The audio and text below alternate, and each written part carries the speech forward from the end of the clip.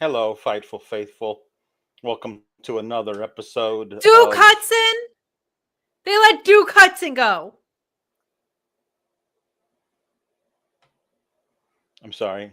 Yes, Duke yeah, Hudson. I was right. I was about to say that, but I couldn't help myself, Alex. He was my guy. I know he was. Yeah. I'm here to complain about it on the internet. Okay. Well, could you let me get through the intro before you start? I guess. Okay. So I'm Alex. This is Kate, and this is the Sour Graps NXT review for the day after we found out they released Duke Hudson. And interrupting you is my thing on the. I get it. Show. I get it. I wanted to give the man the somber tribute that he so richly deserves, and you just burst in with Duke Hudson. I will remember Duke. I'm so mad. Not main roster material. Oh, he's just 6'5" and handsome and funny and has the pendulum backbreaker of a Greek god. I don't even know if Greek gods had good pendulum backbreakers, but I think Hades had a pretty good one, but like, oh, he had a great one. What am I saying? Yeah. Like the grandfather of it, really. Yeah. He's great, and he's gone. These fools in WWE. But guys, obviously that means we're doing duck puns because that's where the whole thing started. Alex accidentally called Duke Hudson Duck Hudson, and that sent us down this insane path of an insane post show known as the Sour Graps NXT post show. So get in your super chats, get in your Humper chats at humperchats.com, and we're gonna ask you guys a couple of things, okay? The first, you know what it is. Subscribe to Fightful Select, okay? Best $6 in the biz, $64 for the year. You could have had it for $54, but you fools, just like the fools at NXT Talent Evaluation, not knowing what they had in Duke Hudson. Yep. It's too late. But $64 for the year, still a bargain at Fightful Select. I can't even with the amount of Royal Rumble scoops that Sean got. Okay, there were some not so thinly veiled shots that were not really directed at him because he had a good weekend over there. But Alexa Bliss coming back, Jordan Grace, endless. Becky Lynch not in town.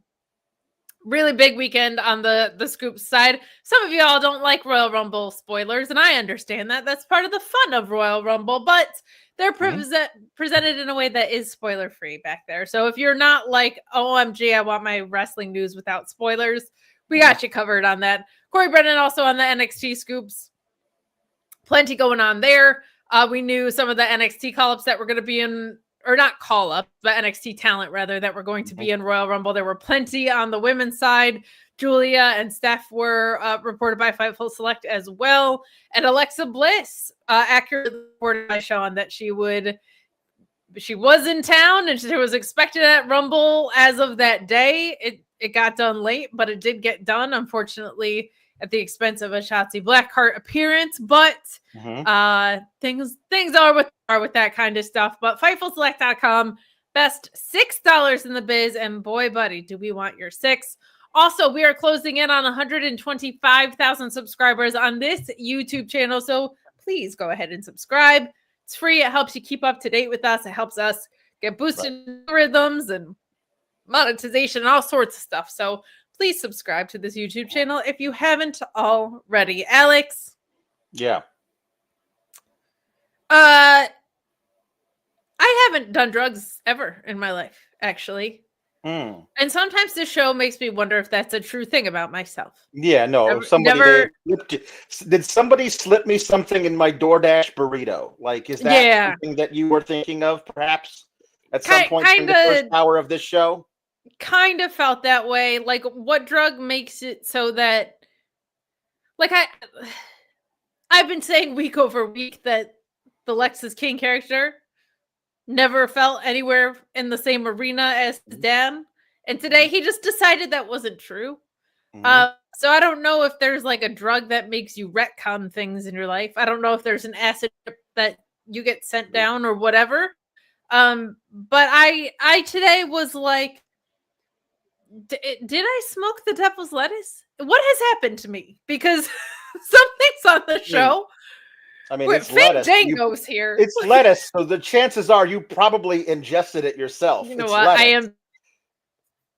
But I was like, it's a leafy green, so chances are it is a cruciferous vegetable into your body in some way, voluntarily. Fandango's back, Alex. This was all very, very odd. I did, of course, do the dance because I am an American, and this show has been a lot better of late, and then today, it's like good. What? All right, good. Like, what is happening? So we're getting too close to the PLE. It's not the go home yet, but anytime we get close to the play, it just they're like, oh crap, I thought it was this week. Damn, we don't have any more ideas, right? Just start throwing things in the wall and let's see what sticks. How about Lexus King is interrupted by Fandango? Great, he's in town. Let's get it done.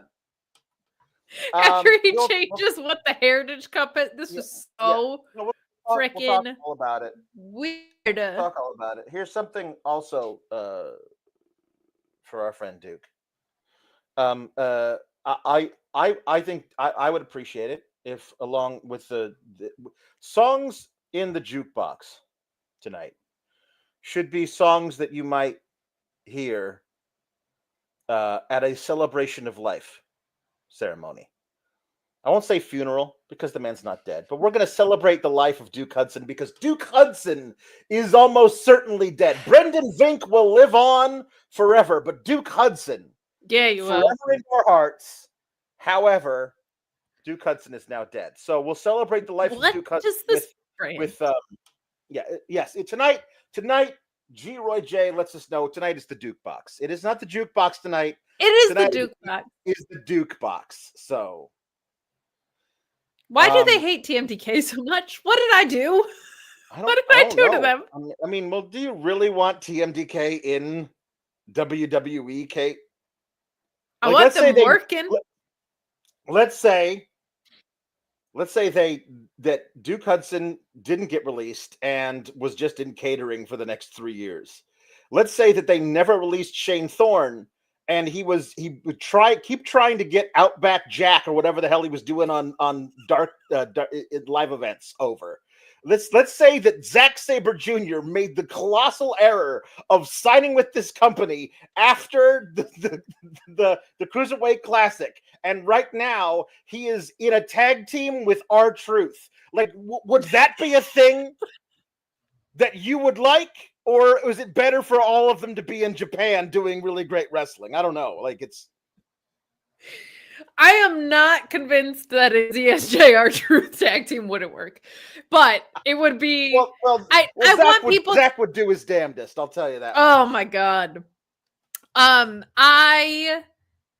want people to be used to their potential. I think before we get into NXT, like sincerely, I know it's Oba is Alex's guy, and like Duke has been my guy. Oba's also my guy, but he's like Alex's guy. Duke's been my guy for a little bit, and my frustration always comes from and actually God bless them for this, because it sounds like they were like, he's kind of maxed out his potential next year. Are you gonna call this guy to the main roster or not? And Triple H said no. That's what it sounded like. That's what Wrestling Observer reported. We only reported the release from not us, but the report from elsewhere is that Triple H didn't see this guy as main roster material. A dude the size of Drew McIntyre, who is funny and handsome and can cut a promo and can do character work in the ring. The thing that got my attention with was in the NXT 2.0 days when nothing was good. Nothing was good. Nothing. Von Wagner was like a top 4 guy. They were having weddings with serial killers. That was actually one of the better things. But the point being, like, nothing on that show felt, if you like Off the Wall, good for you.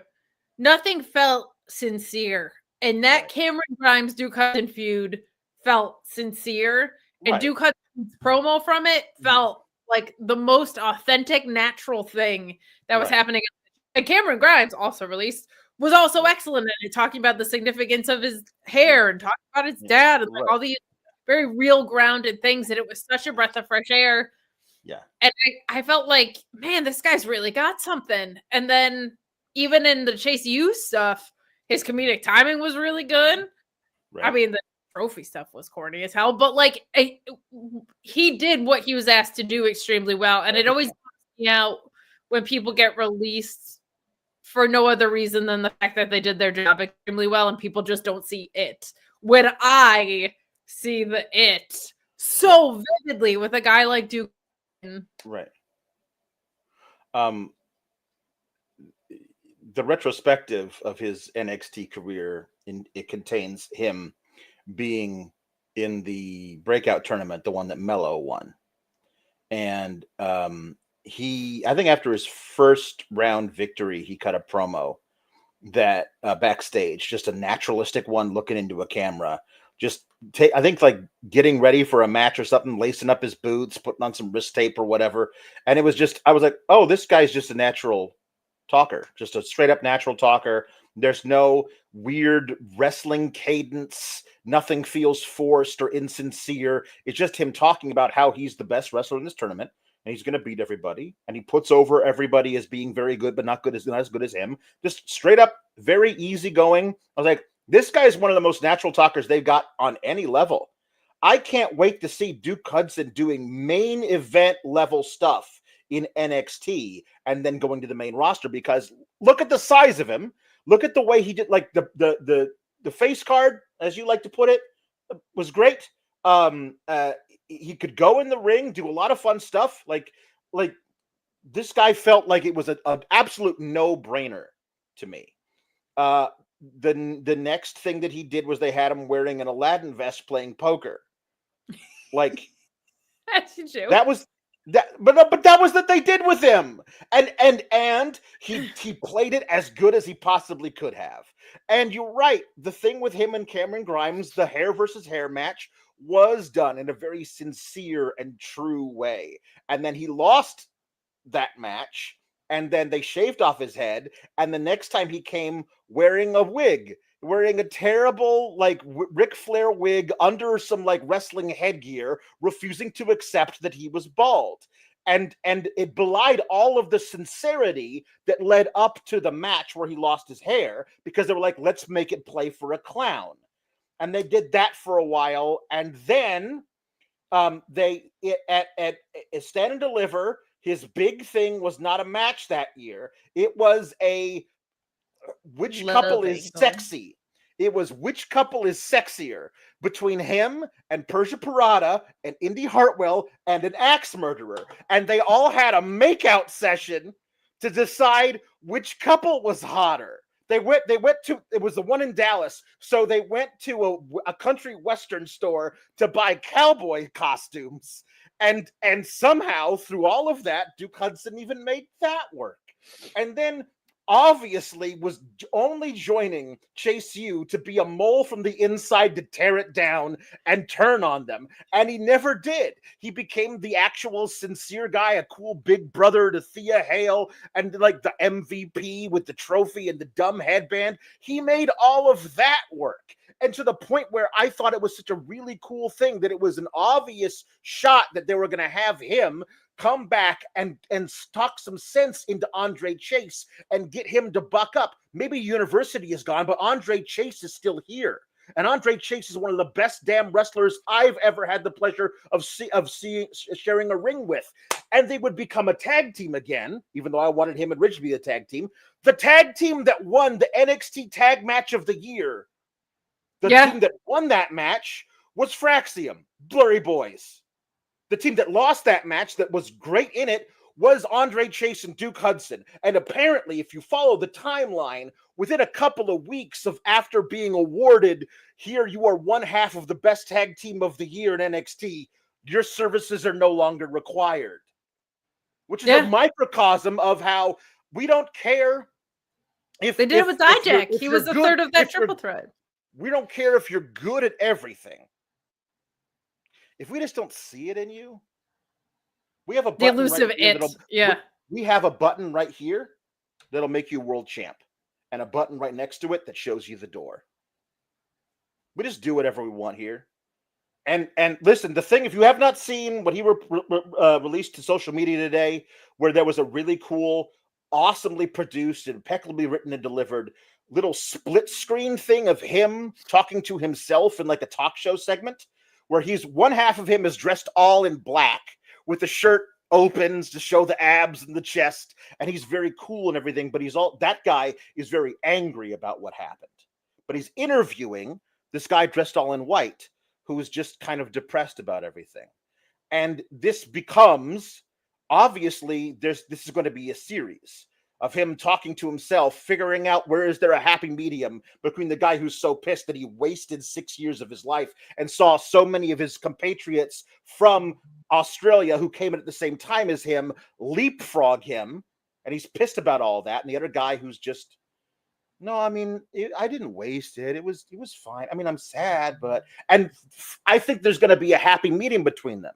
The way he plays both of those characters, if you watch that, it's 90 seconds long. If you watch that and add to the fact that he's a pretty damn good big man wrestler, I have no idea what anybody, much less the head of the company, could be thinking when they say, not quite good enough for the main roster. So, yeah. It's like a joke about what a TMDK stan I am, but I genuinely felt, we talked about this a little bit yesterday, so I don't want to beat it into the ground, but that was paywalled and this isn't. I felt the same way about Shane Thorne. You mentioned him earlier. Mm-hmm.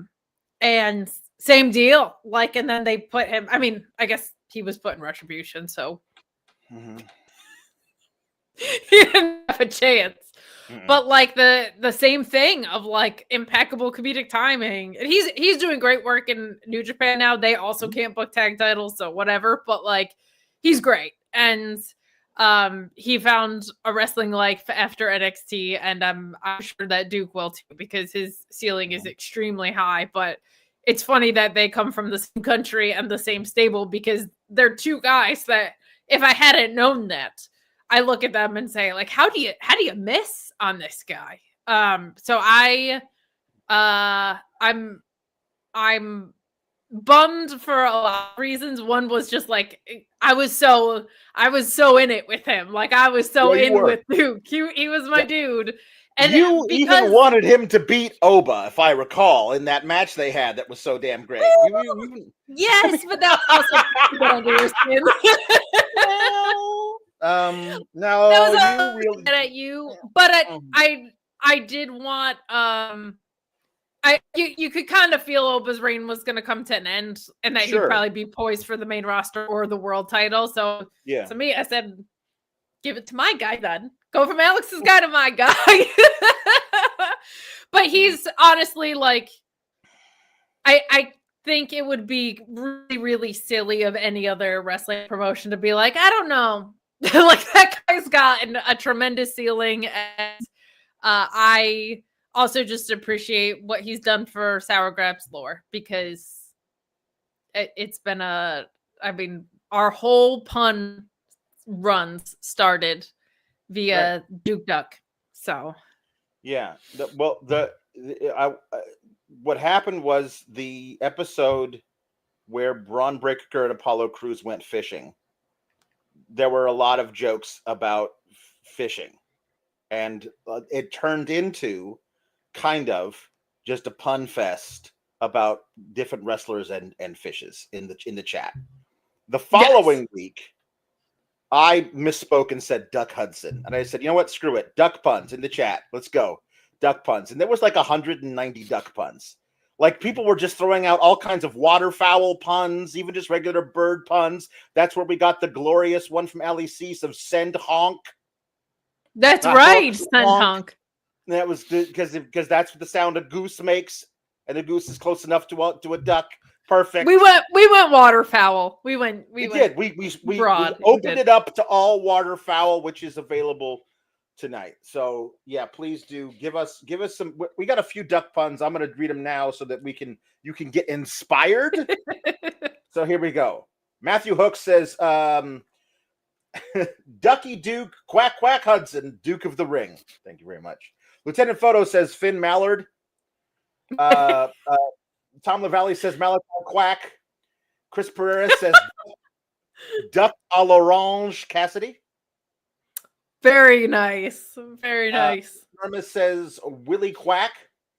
Matt and Nick Quackson, the Young Ducks. Big Bill. Big Duck Bill. Very nice. Quack. Penta El Cerro Mallards. Scape Duck Quack Perry. Jam nice. Says the Godfeather. Quacking ain't easy, but it sure is fun. Insert clever Nixon Newell pun says former Anaheim Mighty Duck Alex Hickson Newell. So that qualifies. It fits. Chris says Canard a la Fez Press. I believe that is a kind of French dish, like Fez Press, but I believe it's Canard a la Presse. But it's Fez Press. I believe that's what it is. Canard. Good on you. That one. Sorry. Norma says Fowlin Henley. Fowlin Henley's very good. Kanosuke Dakeshta. Duck Juice Robinson. Duck Juice. Beak Bigelow. I'll even take Beak Bigelow. Flock Lesnar. Finn Mallard's finisher. The coup de foie gras, and Duckhausen. So thank you very much. Well done. Orion Ben sends in a greeting, says hello SGS family. Thank you Duck for your contributions to the SGS family. But it leads to this question, Alex Prime and Bangs. These years of sour graps, is Duke Hudson a first ballot SGS Hall of Famer? I mean, he helped birth the pun system. Like for contributions to the lore of this company of this show, I think there's no question that he is a first ballot Hall of Famer. Duke Hudson, Double Vest and the Beach go together as a tag team. Sure. There's some really, really great ones. Breakout, just the last name. Sure. Breakout, the Creeds, definitely. Yeah. The Creeds, yes. Authors of Plain. Yes. Yeah, on several levels, but most importantly, like birthed a weekly bit that has not died out. I mean, for years now. That happens to be very lucrative. So even just like from the monetization standpoint, it should be the Duke Duck Hudson puns of the evening for sure. So yeah, first ballot Hall of Famer, unanimous. I think he goes in unanimously. Yeah. Oh, for sure. Even those writers who won't put anybody in unless they meet certain criteria, they've got a soft spot for Duke. He's the Mariano Rivera of this shit. Yeah. Yeah, your dad says, so we just had Groundhog Day. Picture a version where you hear the same critiques of the NXT brand repeatedly. Picture a version where you hear the same critiques of the NXT brand repeatedly. Picture a version where you hear the same critiques of the NXT brand repeatedly. Have a great night, SGS, especially the man, JW Pringle. Thank you so much. My brother. Thanks, Dan. Tonight's episode was definitely one for the same critique repeatedly because we're going to talk about whatever the hell that Lexus King segment was. Yes. Jambeard says, for those who haven't seen it, go check out Duke interviewing himself. It's very good. He posted it today. It's incredible. It's incredible. It's one of the best. Really great. It is one of the best like post-release things that anybody's done recently. Rafael Garcia says, as a native North Carolinian, this is the only time I'm sad about anything Duke related. I'm sure he'll be fine, but I don't understand the logistics. I don't understand the logistics whatsoever. I think he's incredibly talented across the board. Jambeard says, to Alex's point, it felt like Duke joined Chase U to take it away from Chase because Duke was a bit of a D-bag, but ended up finding an actual place in the group and where he felt like he belonged. Yeah, no, absolutely. That was the through line. I do not believe that was the intended through line when he got there, but it ended up being that by the end. Luis reminding us, the people in the 2021 men's breakout tourney: Duke Hudson, Ikemen Jiro, Carmelo Hayes, Josh Briggs, Andre Chase, Odyssey Jones, Joe Gacy, and Trey Baxter. Do you remember who Trey Baxter turned out to be later? Oh my God, who was it? Blake Christian. They released Trey Baxter, and he went back to being Blake Christian. Four of them gone. Two of them off TV for some reason, Chase and Gacy. One is a frequent tag player, and the other is in mid-card hell with no wins. That would be Mello. Hasn't pinned anybody since September. Yikes. Yeah. Anyway, hopefully, well, I'm being told I'm overreacting to the way that they're booking Carmelo, so I'm sure it'll be fine. I'm sure. Well, that angle worked out so well for Giovanni Vinci. I'm sure. Well, he got a few more wins than Giovanni did before they pulled the plug on old Gio. We started out tonight with Steph Vaquer defeating Jacy Jayne. This was longer than I thought it was going to be, but Jacy Jayne actually really held her own. She's way better than they give her credit for. But again, I still think that there was no reason after the Mandy Rose kerfuffle that they just didn't immediately send her and Gigi to the main roster and let them figure it out as a tag team up there. The tag team division up there was in better shape then than it is now. Although they're trying to figure out a way to make never been in good shape. Well, it was in better shape then. They were actually it wasn't like, let's put the tag titles on this pair of single stars and let them hold them forever. They were actually doing tag stuff. But there was a moment in this where something happened that I was like, what? I turned it to Papa Pawlowski on my couch and I said, what? Because Jasmine Nix, Steph Vaquer, was pinning Jacy Jayne, not with her finisher. She didn't hit her finisher on Jacy Jayne, just did a move to Jacy Jayne and was pinning her. And Jasmine Nix, this is a singles match, by the way, and Jasmine Nix is just standing there. She's got all of her consonants with her, and she's standing there at ringside, and she slides into the ring and tries to dive onto Stephanie Vaquer, who is pinning Jacy Jayne. And Stephanie Vaquer sees her coming and gets off of Jacy Jayne, so Jasmine Nix jumps into the air and lands on Jacy Jayne. And the referee goes, hey, now, that's not allowed. You get out of here. So if she had landed on Stephanie Vaquer would have won by a disqualification.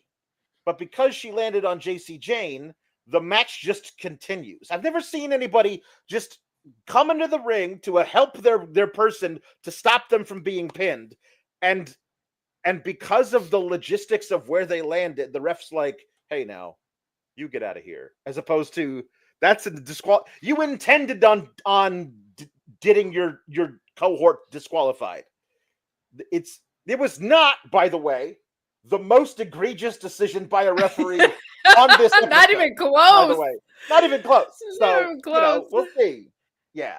I love that you said brought all of her consonants with her, as if you'd be like, oh crap, I forgot my extra X at the top of the ramp. I have to go get it. Don't you hate it when you're like, okay, phone, keys, hold on, phone, keys, wallet, 7 X's. I think I'm good. I forgot my Y. I forgot my Y. Honey? Brutal. Do you see my Y? Yes, disqualification should not be contingent on if you landed on someone on your side or not. That makes no sense. According to the rules, she landed on Jayne, so Stephanie Vaquer should be disqualified because Jasmine Nix hit Jayne. At least the referee is smart enough to recognize that, like, you weren't doing that on purpose, so therefore I'm not going to disqualify Stephanie. But at the same time, I've seen that exact thing happen. I've seen, like, a tag team partner of the guy who's having the singles match get in and slap his own teammate in the face. And then the referee's like, well, he did hit him. You're disqualified. I've seen that happen. So, like, it can either never happen or it should always happen. Like, there's the thing. But, sure.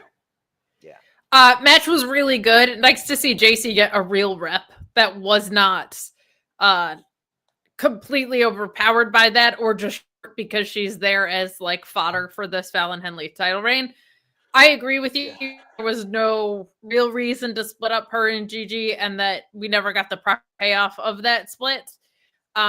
I don't know what Jacy Jayne has left to prove in NXT to go to the main roster. I don't know.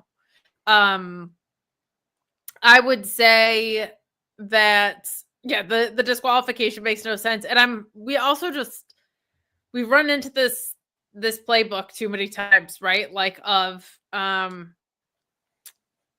accidentally hit the person I'm there to help thing. Like friends, the bloodline does that to themselves all the time. So again, ad nauseum, I talk about it with both major American companies at this point. Like, the playbook is so stale.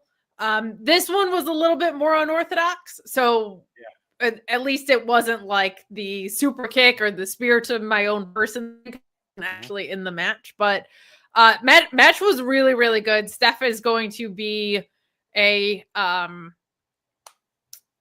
what, like you said about Io Sky a couple of weeks ago, one of those people that just people rise up to her in the ring with her is going to be something that is, I think, consistent with Steph and NXT. I think you're going to see a lot of women seemingly out kicking their coverage of their own ability when they're in the ring with her. She's one of those, so that's invaluable to have around. Yeah. Luis pointing out that the referee finally used his Jonathan discretion. Yes, free agent Jonathan discretion. Later, it's a top 5 thing I've ever said. The referee's discretion, Jonathan discretion. Yes. Why are you not discreting? I like that one a lot too. That is as though it is a verb, to discresh. So Stephanie Vaquer later is walking with confidence through the parking lot and stands there to get interviewed, and Fallon is walking up behind her, and Stephanie's like, and Fallon just goes the other way. Like, Stephanie has no time for this mythical parking lot where people get beat up. Like, that's not going to happen to me. And Fallon is like, I'm not messing with that. She's got eyes in the back of her head. I'm out. I'm not doing this anymore. Yeah, that was fun. Yeah, she has no time for anybody's business, which I kind of like. I don't feel like she is not a heel, but she definitely ain't a face either. Like, she just is there to kick ass and take names, which is fun. And she really doesn't, in a wrestling environment that is so prone to everything but wrestling, meaning like all of the shenanigans and all the backstage angles and whatever. That's not what Steph is here for. And I really, really like that about her. It's fun and it's different in this weird little ecosystem that we have. Yeah. Stephanie Vaquer says that I will see her in Horse Girl. I will see a Horse Girl in hell. She doesn't say horse girl, but she's still learning the NXT ropes. It was Lola that walked up behind her. That was Fallon. Fallon walked up behind her and then peeled off. I was walking my dog, full transparency, but I saw Lola in the parking lot too, but that was not Lola coming up behind Stephanie. Was it? She was wearing the same outfit that Fallon had on earlier. We have got to do something about these women looking alike. I'm sorry. They have the same hair color. They wear the same outfits. Why was it Lola? Well, I don't think Lola and Fallon look that much alike, but they have the same color hair. That's fair. Also, Stephanie is in a program with Fallon Henley, who you would make more want sense to gain an advantage by attacking Stephanie Vaquer in the parking lot. Also, they were wearing very similar tops. I was watching it on a very tiny screen because I was watching the walking the dog as soon as that match ended. Okay, well, it was Lola, but it makes no sense why it was Lola, which is exactly why it was Lola, because it makes no sense. There you go. NXT for you, baby. I honestly... We clipped it in a video for the Fightful Espanol account, which we should be promoting more. I don't... Hablas Espanol? Follow Fightful Espanol. I was so cool with it being Fallon and so not cool with it being Lola. What the fuck does Lola have to do with any of this? Is Lola turning heel again? I mean, I hope so. She was like, my mom cried when I made the karate team. You turned her baby face for no friggin' reason. Were you turning her back heel for some reason now? Is she Lexus Well, it wasn't King? working. This is dumb. And when I say this, I mean everything having to do with Lexus King ever. What are we doing with Lexus King? What is happening to his face? What's going on with his face? And his hair? And his facial hair? I've got questions. And nobody has answers. He won. They made up his character today. They just made it up. They just made they retconned everything about his failed babyface run by saying it was a big ruse all along, when it absolutely was not. Like, I wanted to make all of you people think that I was trying to be a good guy. Ha ha, not really. That's why that's my plan was to fake like I was a nice guy so I could get Heritage Cup matches versus Charlie Dempsey, refuse brass knuckles from William Regal on 3 separate occasions, and then at one point become the Heritage Champion, but not really. And then when I finally have a match with Charlie Dempsey for realsies, I'm going to kick him in the balls, even though I already headbutted him in the balls, but that one didn't count.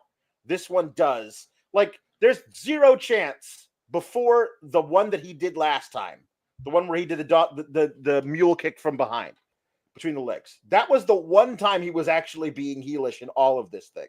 He did the whole thing where, like, so you're telling me that the whole thing, this whole long con that you're running, Lexus King, started during a match that you had with Oro Mensah because you said that his father would think he was a failure, and he thought, well, at least I have a father because yours is dead. And you guys had a match about it, and during the match, you put your feet on the ropes and decided, no, I don't want to win that way. When you started it then, your plan was 6 months later to become the Heritage Cup champion? If so, congratulations. Dr. Moriarty has nothing on you. Sherlock Holmes could have never figured out the rules you were running this whole time. Dr. House in the mud. That's not even the most ridiculous part to me. The most ridiculous part to me is Alex, every week I got on this post show and I said, I feel like they're trying to pretend that he was as a heel in some way similar to his father. And the story that they should be telling is this resistance of turning into his father until eventually he just gives in to the instincts of his father. That is not the heel he was. Mm-hmm. The heel he was being weird to girls and telling Eddie Thorpe that he doesn't like his EDM music and to turn down the beat boom and that real rock and roll is from the 80s and stuff. It was not even close to the loose cannon. And what makes this worse is there was already somebody that was on the show being loose cannon-esque, and then they just took all that away from him. undoubtedly to open up this alley, it feels like. But he was like, I tried like hell not to turn into my dad. I was like, you were never close to circling anything that your dad did as far as being unhinged in this way. He was a cartoon of himself as a heel. Like, even if you liked the Lexus King heel, it was not a Brian Pillman Sr.-esque run at all. He was never in danger of turning into his dad. Ever. No. The retconning on this level, it wasn't even retconning because they didn't go back and fix anything. They just made shit up tonight. Like, I almost respect it. I almost respect how much they just made up so much of this, because at no point was I like, even the way he cheated, that's not Brian Pillman. That's a low blow. That's a sneaky heel. That is not an unhinged Brian Pillman heel. Not even close to being anywhere near the original Brian Pillman. And it's so frustrating because that first vignette when he got to NXT, I was like, wow, there could be a really cool story there. And then they just didn't tell it. They didn't tell it at all. And now here we are, and they're like, this was the conclusion of all the work we did, and it's not even in the same ballpark. And then he just decides, as Heritage Cup champion, he's like, we're not doing rounds and cornermen anymore. It's just the Heritage Cup. And then Fandango showed up, and my mind was blown. I couldn't. Okay, so as Luis tells us, that Lexus King's master plan was to lose 3 matches on the bounce, win a match via Regal losing his mind, and cheat in the other 2 matches after crashing out on NXT Deadline. What are we doing? I don't know what we're doing, but genius, I tell you. Let me lose 3 matches.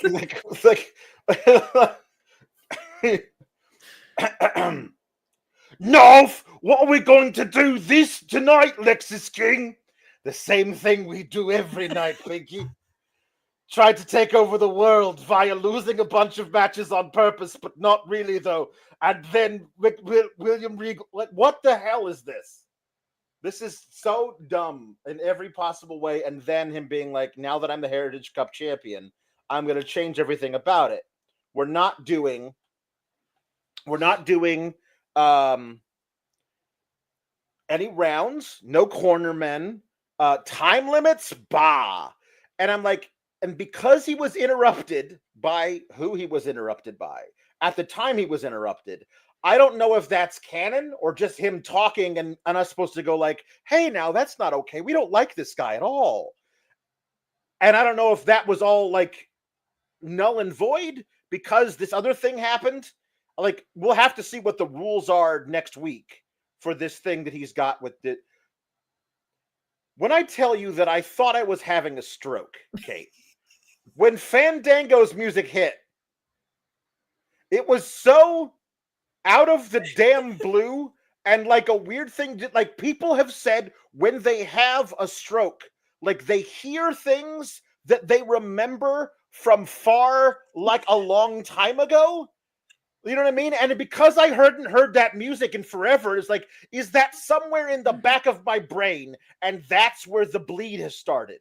Like, I'm bleeding in that particular part of the cerebral cortex, and it's activated the part of my brain that remembers Fandango's music. Because it didn't make any sense. So he's there, and I'm like, what? And then it became this thing of like, hey, Fandango's back, but I call myself JDC now, but I used to be and Brian Pillman's like, didn't you used to dress up with Kyler Breeze like a cop or something? What's going on? And it's like, at least I didn't have my facial hair spray painted on this morning. And Brian Pillman says it's a brush, it's not sprayed on. So I'm glad that he acknowledges that somebody uses a brush to paint it on his face. But also wipe that shit off. Like the thing that is going to be in the match next week, because he is just the kind of guy who would do this. He should bring with him a big old thing of wet wipes to the ring. Fandango should. JDC should. And during the match, he should hold him down in a headlock and just wipe that stuff all off of his face with makeup wipes. That would be a huge thing, and then he could never do it again. That would be neat. I'd be there for that. I too was caught off guard by this. I do appreciate that, like, he's being used in the talent exchange relationship or whatever. This whole segment, I thought I did acid. I'm not gonna lie. Like, I was so they made so much stuff up. He looks so weird with his hair like that. He's changing the rules of the Heritage Cup just to make it like every other belt for no reason, and then Fandango comes out. Like, so I think you need to be getting on the horn to our friend Corey Brennan, who needs to start asking some questions about young Noam Dar, because he obviously will beat Fandango next week. Maybe he wins another match or two, but he's doing it with the wrong rules. So that will absolutely bring back the guy who wants the thing to be what it used to be, Noam Dar. Babyface run for Noam Dar, who beats Lexus King to take the Heritage Cup back to where it belongs, to the land of rules and time limits and everything Kate loves. Right? I love rules. I am a square. Here's the thing that I love. Duke Hudson, huge gap, a bunch of rules. I am so fun at parties, and they took both of those things away from me tonight. But I like that idea of Noam Dar is ready to come back. I miss him so much, and I think he's going to be monstrously over. It would be the perfect angle for him to come back. Yeah, as a baby face, if Lexus King just decide, but can he do that unilaterally? Is there not like somebody above his pay grade who actually decides this? So I was going to bring this up during the Oba Femi segment, because it feels like everybody but Oba Femi can make matches for themselves and do things like this for themselves, except the world champion now. Bayley went to Ava because Bayley is a lady and goes about things the right way. She called her bitch, but still. We'll talk more about that whole segment, yes. But to your point, like, a stipulation match got made by Izzy Dame later. So I'm like, how come everybody but the world champ is able to make matches for themselves? And what's the point of having an authority figure on the show if everybody's just going to be... I don't know. I don't get it. I don't know. Respect for Ava. No, there will be none from me for this particular episode. So, well, there's none from them either. That's my problem. Electric Mayhem says, saw a pic on Twitter, and he says, I'm aging myself, but he's starting to look like those 90s Duracell commercials, Lexus King. Like, he contoured his brow so much that he looks like he's made out of plastic. Oh my God. He looks like the 90s Duracell commercials where they were like giant robot things that had Duracell batteries in them. For sure. Really? Yes, so it's not Fandango, it's JDC. He's part of the system, and the system likes to have gold. So I don't watch TNA, but I have been assured by Luis that that this is going to lead to many, many more shenanigans. But so Shenan once.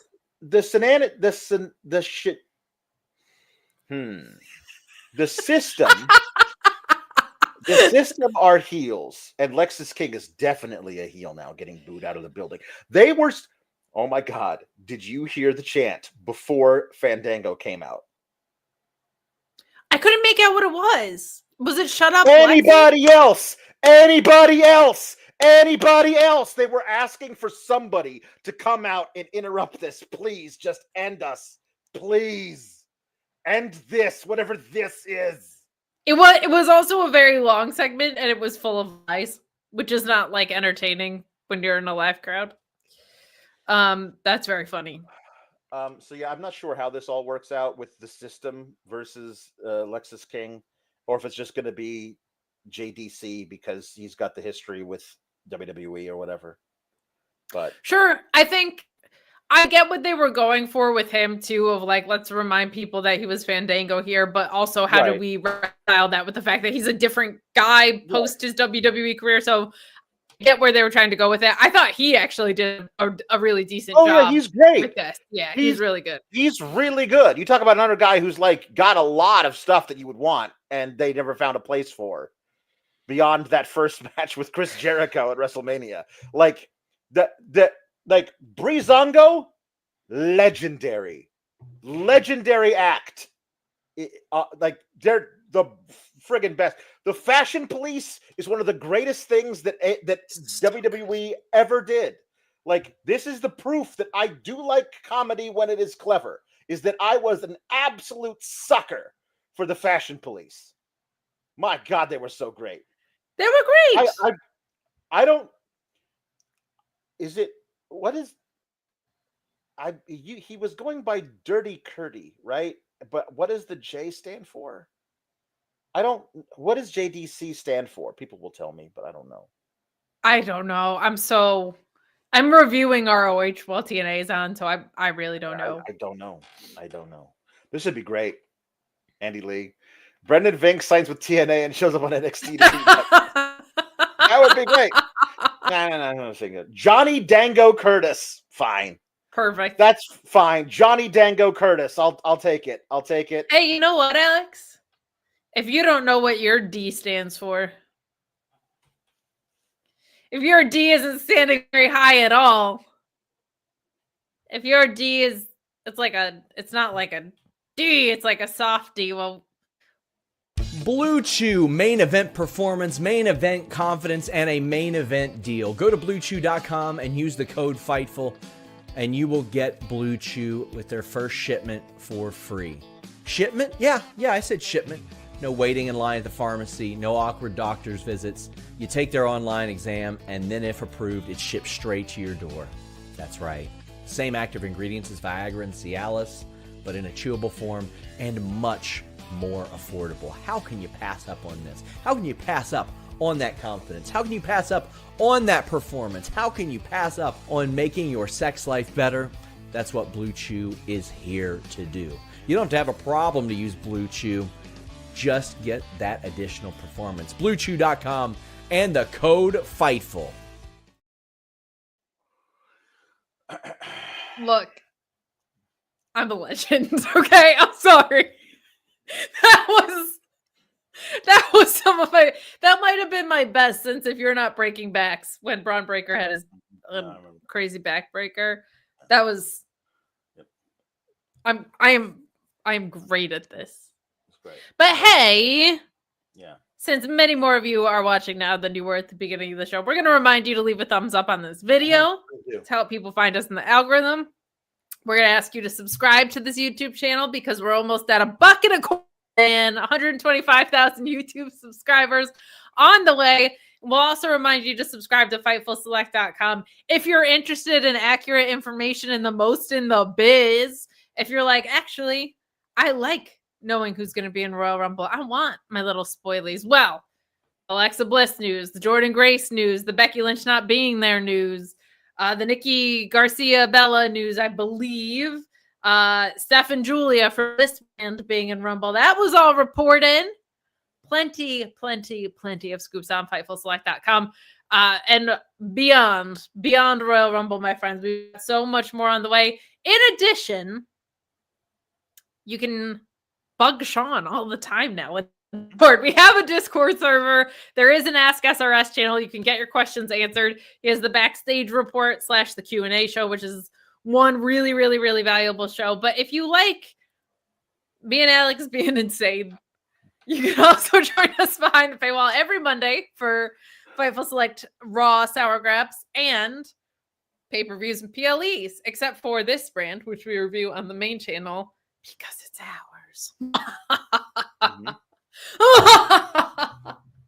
Plenty more segue. Just where that came from. So subscribe to Fightful Select. Best $6 in the business, baby. We want your 6. We do. I did like this from Sil Delgado. My wife just went, "What the hell are you watching?" Kate is getting husbands in trouble with her segues to the D. I'm sorry I'm so good at this. Okay. Ridge Holland, Stacks, we got a little preview of our boy Tony D on the hit show Wild Cards. It's a hit show. Is that a hit like by CW standards? I honestly don't know what the viewership is on Wild Cards, but it was so good in its first season. They brought it back for a second season. The premiere is tomorrow, and you better bet I have already set that on my DVR. I'm watching Tony D's first episode as a TV star. He looked really good in this little clip. He looked like he belonged with whatever level of actor is in this show I've never heard of on the CW, a network I don't watch. He looks like he fits in with that. Like, sure. And I'm watching tomorrow, and I probably won't watch tomorrow. I'll probably watch on Thursday morning. But like, I'm looking forward to seeing what he's like in an entire arc of this character. His character's name is Jaws, by the way, which is interesting. But hey, good for Tony D. I always thought since the beginning, since he was having sit downs with Santos, I was like, this is an actor, like an actor. Like, if he walked into an open casting call for a Scorsese picture, there's like a 60-40 chance that he gets a role as some Goomba in the back of a Robert De Niro shot. And maybe even has like 5 or 6 lines. You know what I mean? Like, he's really absolutely good. Like, if they reboot Tony Soprano right now, like you could absolutely have him be in a Sopranos sequel show. He'd be very good. I was such a mark, Alex. I got really excited because I was like, oh my God, did they extend the family? And then I realized this was a promo for a show. But I was like, oh my God, they finally gave us like the rest of the oh no. But then I was really excited because he has this TV spot. And you're right. Like, he was so good in those downs with the Santos family, as was Santos, by the way. He was really good in the stuff with Gallus where he got thrown in prison. He's even good in the goofy stuff of them like throwing Lash Legends producer in the back of the trunk and whatever. He is really good, and he did not look like hey, that guy's a wrestler who's on the show. Like, he looked like he belonged, and that's awesome because I feel like when wrestlers cross over in other network shows, it's usually to be a cop of some sort. Someone in our military or a big guy, a security guard or something along like this was like an actual, this had something to it. And I think that's awesome because I really agree with you. I know you've been like in that camp for maybe a little longer than I have or a little bit deeper, but like he's really, really good. So I'm happy for him. That's awesome. There's, of course, the very famous, I think it was episode of was it Hulk Hogan's show, Thunder in Paradise, where like I'm sorry, Hulk Hogan had a show? Thunder in Paradise, he had a show, where like was it that, or is it an episode of Baywatch? The only reason I say it might be Hulk Hogan's show, it did not last for a very long time, is because I can't imagine them actually Baywatch being like in the WCW game. But like Vader and Ric Flair and it wasn't Macho Man, somebody else just walking up to a bunch of like teeny boppers in bikinis and like popping a beach ball, and that was supposed to like be a thing, and they were just playing the wrestlers. So yeah. Alex, we have had a review show on 2 different platforms that involved reviewing things Hulk Hogan movies we have not reviewed. He had his own show? Thunder in Paradise is on the list, but is it just a Hulk Hogan review show, or are we trying to space these out so we don't kill ourselves? Okay. I just didn't know about it. What is we'll get back to reviewing NXT. What is Thunder in Paradise? Is it a soap opera? It sounds like a soap opera. I believe he was a boat cop, I believe is what it was. And I believe he was like, he drove a speedboat to like, was it Coast Guard or something? I don't know. You know what's so funny is like The Rock plays an archetype and he's been wildly successful at it. Hulk Hogan played an archetype and was mixed results. Ex-Navy SEALs. That's what Thunder in Paradise was. Perfect. Navy SEALs. Yeah. Thunder was his name Thunder? It may have been. That's usually how they do things like that. Like his names would have been like James Thunder or something. Big Jim Thunder, you know? Well, I'm Googling after this review. I'm sure there is a YouTube rabbit hole you could fall down for hours. So go ahead. Alice in Wonderland has nothing on you. Just straight down the rabbit hole for hours and hours and hours. One season of Thunder in Paradise rated 38% on Rotten Tomatoes. So how bad could it be? Is Wrestlelicious rated on Rotten Tomatoes? I need to know. No. Baywatch was the show with Vader and Flair. Vader was also on an episode of Boy Meets World. Well, yes, that was iconic. So, yeah, there you go. Thunder was the name of the boat. Thunder was the name of the boat. Of course it was. Was he named Natty, Thunder and something Natty, else? Thunder. Not Natty. Thunder.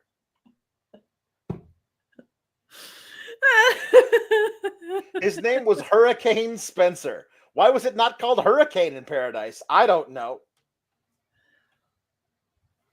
Really big into weather events on that show. I don't know. And his best friend, Witchery Mix. Like, what are we doing? The third segment on this 2-hour show that we are reviewing, and we are now an hour into the review. Well, we had to eulogize Duke Hudson. We did.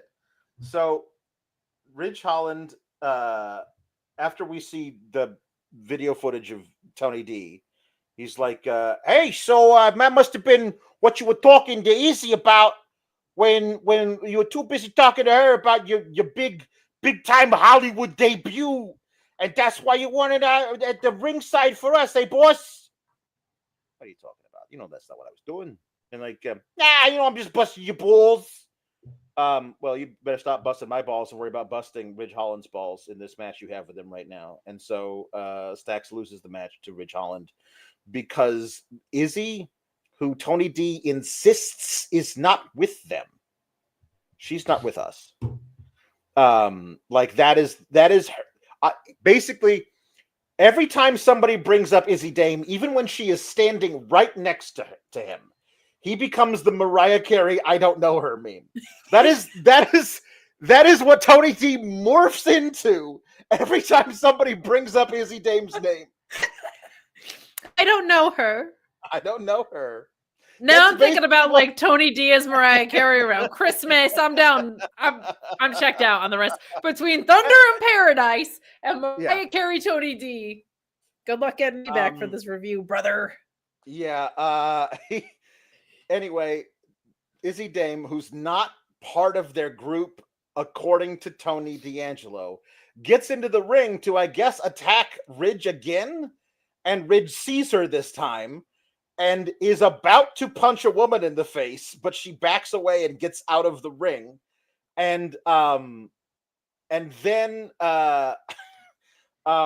he ends up hitting the Rampage on Stacks while staring into the eyes of Izzy Dame. He wants to hit her so bad, and I feel like that is a bad thing to do with A, Ridge Holland's character, and B, just generally. Don't do that at all. But however, if he did, I kind of would want to see that because Braun Breaker would murder him because they are dating. And I do not think Braun would take so kindly to that. So maybe, I don't know. Okay. So, there was a thing later where Ridge Holland comes up to Tony D and is like, I want another match versus you. You know, if it was just you and me, then and none of your friends were involved, you know, if her's not involved. And like she's standing right next to Tony D'Angelo. If your friend here didn't get involved, then I would have beaten you. It's like, she's not with me. I don't know her. She's not part of this. She's not my friend. She's not my friend. Not my friend. It's like Izzy's like, I'm right here. Like, not my friend. It's like, and then he says, but none of your friends, if it's just one-on-one, none of your friends get involved, then you know I could beat you for that title. And Izzy's like, how about a cage match? And Tony D, who again does not know her, says, yeah, cage match. Sounds like a good idea. And they just make the match for next week. Because a cage match for the North American title, that ain't on Vengeance Day. That's on regular ass NXT. Dame, respectfully tonight. Whew. She looked good. We also had Spears and his group up in the Raven's Nest, right? Looking on this at one point. Mm-hmm. I think I'm really impressed by the family's natural reactions. Like, it's such a gimmicky character that all of them are playing. But when he says, I don't need the family to beat you, they all kind of react like very naturally. Like, they're doing a really good job with this stuff, including Luca Crucifino, who's been really coming along with stuff. I feel like it's nice to see his improvement. Same with Stacks. Something Corey Graves did something really well on commentary here, and I can't remember what it was, and I didn't write it down. Ironically, Corey Graves and Vic Joseph is the most I've liked Corey Graves on commentary, and I'm pretty sure he doesn't want to be there. But Booker T ruins everything. But Booker T is just saying stuff, man, constantly. Like, through almost the entirety of Karmen Petrovic versus Kolani Jordan, which we'll talk about later, they weren't even talking about what the match was. Like, there were many, many things. Like, there was in the other women's match, another women's match later, with the tag match. Like, I realized, because I kind of rely, because I have to do stuff, man. It's laundry day, so I'm folding everybody's clothes. I got to do stuff, okay? I'm a house husband. All right, that's how I live in I live in the luxury I have grown accustomed to, because I help out around the house. Okay, so I'm folding laundry, and Trad husband. I require people who are talking about the match to clue me in on what's going on, so I can look up and, if necessary, hit the 10 seconds back button so I don't miss the major things. And I realize I'm halfway through the tag match, and I have no idea who is even legal or what's going on, because they're not talking about the match. They just left stuff that wasn't even happening. Like, we're not even talking about it. Like, it just, you know what I mean? Like, they're so bad at this. Crowded a three-man desk has ever felt, because I feel like Corey and Vic have really good chemistry, but there's like this elephant in the room, and it's brutal, especially when it's not like his guys. Like, if it's not Roxanne and it's not Trick, I feel like Booker T's not even trying. But I like where this is going. This has been kind of interesting for there to be dissension within the family, but it doesn't feel like anybody's being malicious yet. Yeah. Like, I feel like there's opportunities for that to fall apart or for that to come back together. But Tony D is genuinely really good at this. So, like, him no-selling the relationship with Izzy Dame and kind of putting on the rest of the family, but not aggressively doing so. Like, it doesn't feel as telegraphed or orchestrated as a lot of things do in NXT, and I appreciate that about where this is headed so far. So, some good stuff. Inamura and Briggs, by the way, I'm so stupid that I didn't point out that part of the vignette last week with Inamura and Briggs is that Briggs brought Inamura his own vest. So now they are double vest, the tag team. Each of them has a vest. They are two vests. They are now double vest, the tag team. And they confront the Blurry Boys, saying, like, you just keep going everywhere. You're doing great work in all these other places, but why are you dutching us? Instead of ducking, it's dutching. And we're not dutching you. We're gonna go and beat the Nemeth brothers on Thursday, and then you need to prove to us that you deserve. We haven't seen you guys have a match yet. What's going on? And so, all right, we'll go talk to somebody and get a match with them. And Briggs and Inamura both at the same time go, I'm on it. And so you know that they're going to find two separate triple threat. Triple threat. So Lash and Jakara show up, and Zelta is there. Just if she had blonde hair and didn't have the face makeup, she would just be Kendall Gray. You know what I mean? She would just be Carly Bright. She would just be that's the function that she serves in these backstage things, is just to be another gal. And she doesn't feel special. She does when she's in the ring. We see her later do amazing stuff in the ring. But like this, so Giulia is the champ. Like Stephanie Vaquer is 2 weeks away from being North American Women's Champ. And what we've got for Zelta is she's in a makeshift tag team with Sol Ruca, and like on a brand that has no tag belts. Like on a brand that has no tag belts. Like that. Of the 3 women coming in, the one that I was really, really excited to see her do a lot of stuff was Zelta, and they're just not having her do stuff. You know, I want her to do stuff. Why is she like? I don't think that you did very good. You didn't even eliminate anybody in the Royal Rumble. And Lash was like, you were sitting on your couch while I was in the Rumble, which is true because Jambeard says, why was Zelta not in the Rumble?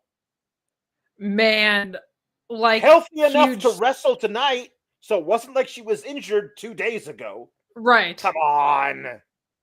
Could have been like of all people, her presentation and what she's able to do, the way she F5s and spears people, like she would have been so much fun. She could have come in and hit an F5 on Chelsea Green, and the crowd would have been like, "Whoa!" You know what I mean? They would have gone nuts. Chat saying she does it better than Lesnar. She does, because she throws lighter people around. So for the most part, here's the thing. I like the eventual idea of Zarya turning on Sol Ruca. Like I feel like that will, that'll break hearts. And if they do it before mini weekends, that'll be that could be a very fun program of like, because I think it's very high on their list too. But this backstage Danny Tanner nonsense has got to stop, because she also just got there, and it's kind of like, who the fuck are you to be saying all these things a little bit? I know. Yeah. I mean, she obviously wants to fight Lash, and I'm like, give it to us. That could be really great. 100%. You know what I mean? Give that to us. Lash has come so far. Like, she really has. We got Tatum Paxley and Gigi Dolan being like, hey, now, Lash and Jakara tried really hard to win the tag belts, and Lash did pretty good in the Rumble, even if she didn't eliminate anybody. I'm Tatum Paxley, and I rip the heads off of dolls, and I am the voice of reason here. So I think you should lay off a little bit, and then like, let's have a match, and then we're gonna do a tag match, and like Sol has to push Zelta out of the shot before they have the little tag. Like, how many matches are going to be on the Stand and Deliver card? Well, how many will stand and how many will deliver is the real question. Well, I just, do you think there are 3 separate women's matches on the Stand and Deliver card? And I think that's maybe one on the pre-show, but I do think this is primarily a women's wrestling brand at this point. I think it's very possible. I think so too, but then I start going, okay, so Giulia and whoever. Stephanie Vaquer and whoever. And I thought one of the whoever's was going to be Zelta. And if Zelta is not one of the whoever's, then I don't know what the hell we're doing. You know what I mean? Like, Giulia should be defending her title against Zelta, or Stephanie Vaquer should be defending her title against Zelta. What are we doing if that's not the case? That doesn't make a lot of sense. Honestly, the way she showed up, I was convinced it was going to be like squash, squash, squash, squash. Massive heel run. Right. Which when Steph is kind of a tweener and Giulia is a face, why wouldn't you do that? Like, then you're so balanced across the card, even if she's doing title adjacent stuff. Yeah. This would be infinitely more interesting if NXT were allowed to have their freaking tag belts back. They're not. Right. Yeah. Like a tag run with Sol Ruca and Zarya. Are you kidding me? Yeah. That sounds like a blast. And it gives also like, let's not forget about Sol Ruca here. I also think it's insane that you put Lash Legend in the Royal Rumble and didn't have her eliminate anyone when she is like, she can pick up Otis. Why did she not eliminate anybody? What are you doing? Zelta pinned the champ in the big 10-woman tag main event at the ECW arena. And they didn't even reference it again? Like, Yeah. What the hell? Like that is just that's crazy. So I do think Cyclo says they'll do a North American women's ladder match, something like that, like to get all the women that's right. Yeah, possible in there. That makes a lot of sense. I know people were calling for her Jordan Grace, but I feel like Grace is just going to the main roster. No, she's going to NXT, and she shouldn't, but she will, at least through Mania. Hopefully they give her immediate call-up afterwards. I think she's got a match at Stand and Deliver because I don't think she has a match at Mania. Because I don't think they have a match for her to have at Mania, but they do have one. Giulia eliminated her from the Royal Rumble. I think that there's an easy way to get to Giulia versus Jordan Grace. Oh, that's right. Yeah. You know what I mean? Yeah. There's an easy way to get there. I forgot about that. So Zarya and Sol Ruka do defeat Gigi Dolan and Tatum Paxley. Well, Zarya I can't keep up with all of her scoops. She should go to NXT as per Fightful Select. Sorry, we got so many scoops. I can't memorize them all. The tag match was fun. Yes. Gigi slapped Zarya, and Zarya herked back and like absolutely murdered her with a slap. This was a lot of fun. Sol gets to be bouncy, and Zarya gets. This is a really fun tag team. It's just too bad that like it's way below Zarya's pay grade right now. Like she should be on the level of Giulia and Steph, and she feels way below the level of a bunch of other people. But when you just like Sol Ruka is also fantastic, and I think that there's a really cool feud between the two of them. But I don't know if that's anything beyond a TV feud. Like the third match, if there's a third match for Stand and Deliver for the women, wouldn't just be Zarya versus Sol Ruka with nothing on the line. Like, I just don't feel like that's a thing they would do. Like, adding them each or both to like a multi-woman match for the North American title makes a lot of sense. That definitely does. And it would be nice if the tag belts were around and you had like, if they were one of the four competing for the women's tag belts, that would be cool. But they're not going to do that. No, they would not. They're not going to do that. So we got our women's summit. Bayley and Roxanne and Giulia. I think right away, Bayley, I gotta say, kind of feels like a summit shouldn't be started until all the summit participants are out there. About to say that. So not only can other people who are not Oba Femi make matches, but also Roxanne could just stop a summit from starting. Yeah. You can say, hold on, ring announcer who's about to announce the champion of this particular brand. Hold on. I want to have some one-on-one time with Bayley, and everyone else says, I think this is allowed. Yes, let's go ahead and do this. And so it's just Bayley versus Roxanne. It's a Bayley versus Roxanne promo. And it's fine. It's very good. You don't respect this place. I've surpassed this place. Back and forth, whatever. It's very good. Both of them are fine. It's not a problem with any of this. The problem I have with it is then Giulia finally comes down like of her own volition, just says, I'm tired of waiting in Gorilla, I guess, and hit my music. And then she walks down to the ring and she gets 3 words out before Charlotte comes down. And then it becomes the whole thing. It becomes about Charlotte. So Giulia actually is the person who does the least in all of this. And I feel like she's the champion and should do more of it. But oh my gosh, Fightful Summit. Sean just walked in. Okay, well now the summit can begin. Yeah. Sean's here. Hi, Sean. Hey, guys. Actually have quite a bit of NXT-related news that we have broken this week on FightfulSelect.com. FightfulSelect.com for $6 in the business? Where you had Royal Rumble scoops all weekend?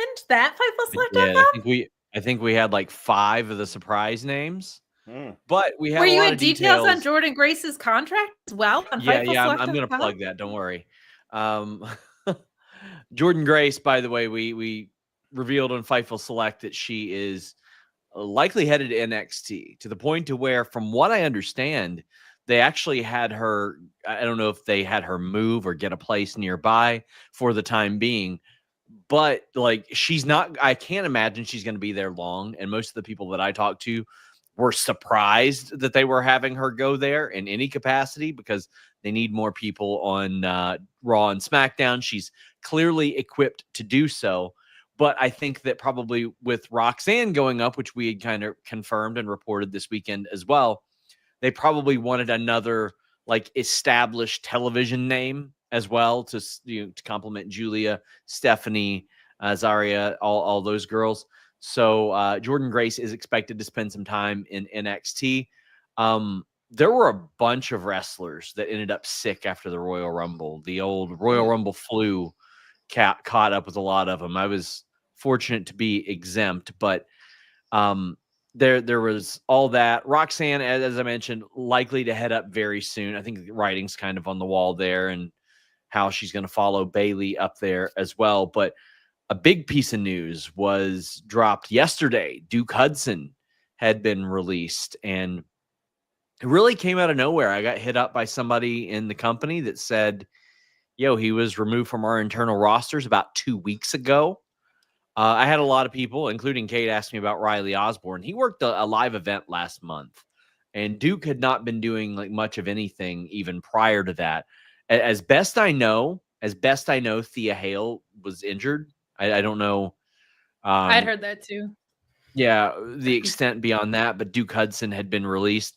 I was not given a specific reason, but he was released, and it was kept very quiet, like the most quiet since probably Kelly or Killer Kelly's departure from NXT UK years ago, when she was just outright announced for Bloodsport, and we're like, whoa, what's going on here? Is WWE allowing this? And as it turns out, it was just kept close to the vest. So Duke Hudson gone from WWE. I thought that he handled it as well as possible with that video that he released. Great. So good. It was different. It wasn't bitter. It was kind of poking fun at a lot of the exit interviews that are done, but not in like a malicious way, I felt. Plus, he could just promote upcoming matches like that as well, where he interviews himself. That would be really entertaining and really good. And I would imagine he had that done before the news came out. I don't know when he was planning on doing it, putting that out, but like he references that the word didn't get out until he did that. So that was an interesting one, but I think that he had a really, really great approach there. Obviously the NXT TNA integration is going to continue man, I did not think we would see the former Fandango back on NXT TV. That isn't something that I had anticipated. The fever dream. And yeah, he's somebody that's well liked there, is in the area, and TNA thinks a lot of him as well. So it was cool to see that happen. But man, there's an awful lot going on with NXT these days. A ton of stuff. I feel like I have to sell you being low. Oh, I've got my yeah.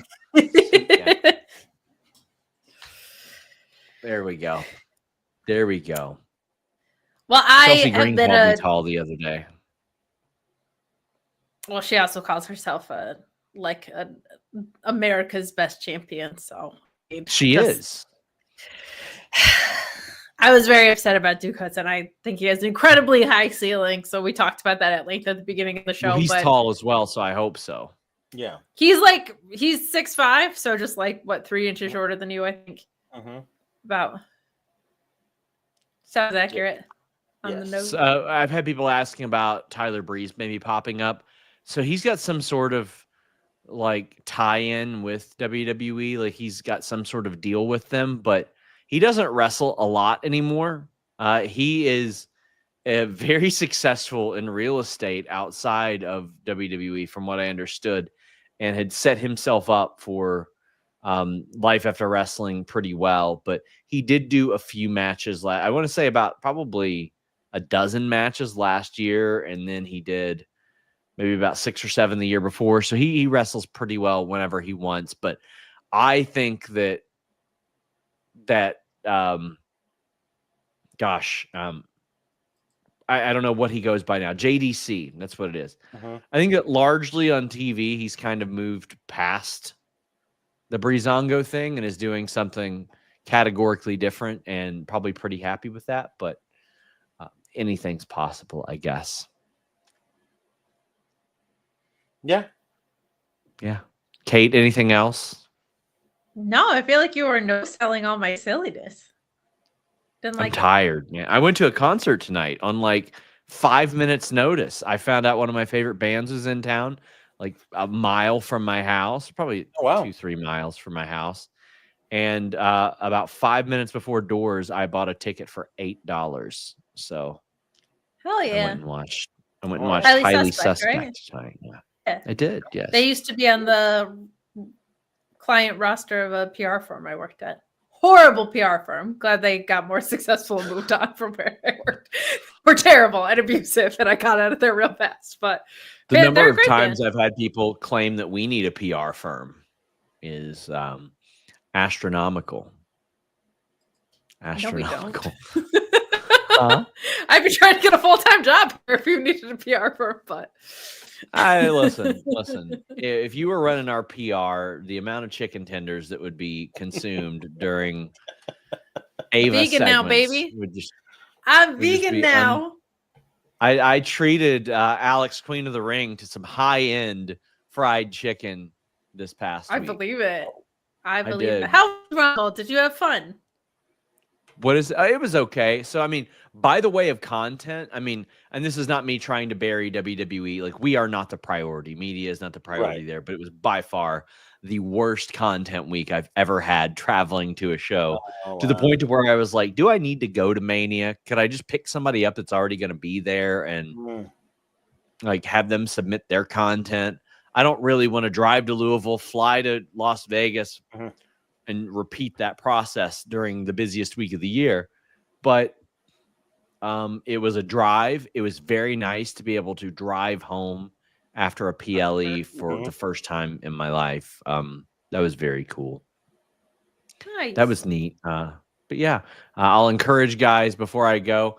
I had an interview with Eric Bischoff this week, but I had one with Swerve today. Our interviews haven't been getting a lot of YouTube traffic, so please head over there. Check those out under our little videos tab. We got a bunch of cool ones going up. This week, we have the history of Tribute to the Troops going up. Mike Straw produced a video on that. It's up for early access members of Fightful Select. We're doing a lot more of those. It's called Fightful Presents.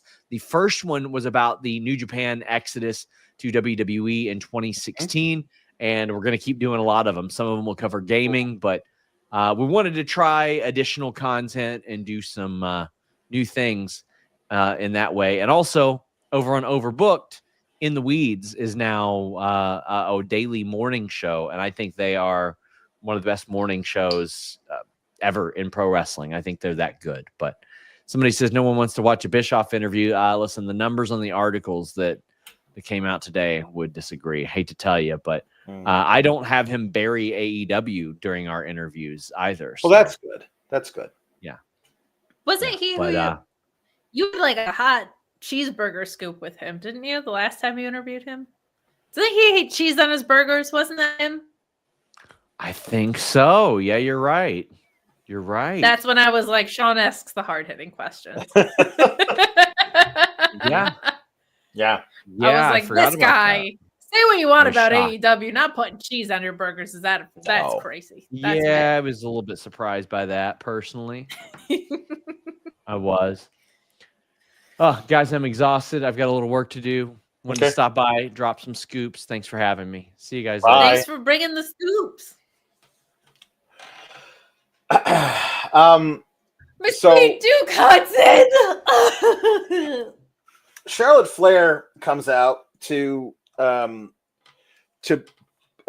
about how, like, this is my home, and like this is if they're really serious about pushing Charlotte as a face at any point, she just needs to be on NXT because that place loves her, like, as and will cheer for her, but she won't get those cheers anywhere else.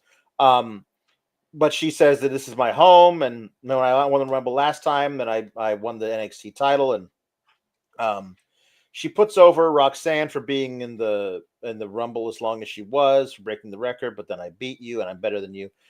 She put over Giulia What an amazing champ. I've seen all your stuff. You're so great, but you're not as good as me. Bayley, you know, we have all that history and blah, blah, blah. Whoever wins the title, you won't be the champ anymore at WrestleMania.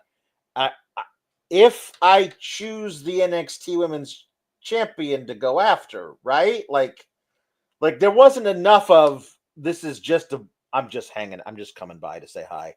A lot of her thing felt very pointed in that I am going to choose the NXT title again this time, whoever wins it at Vengeance Day. And I was like, no, we're not. Really? We're not doing we're doing that again? No, we're not doing that again. So they didn't really actually say yes or no. This part of this actually really worked for me. I'm not gonna lie, like I've liked Charlotte's return. I know a lot of people were like, same old stuff with her winning Rumble, but like I think the program probably is her and Tiffany. But yesterday she did enough to make me think it was going to be her and Rhea. Credit to Rhea on that as well. Today she did enough to make it feel like it was going to be a possibility. I think that's 3 out of 3. Like I think that's the least likely.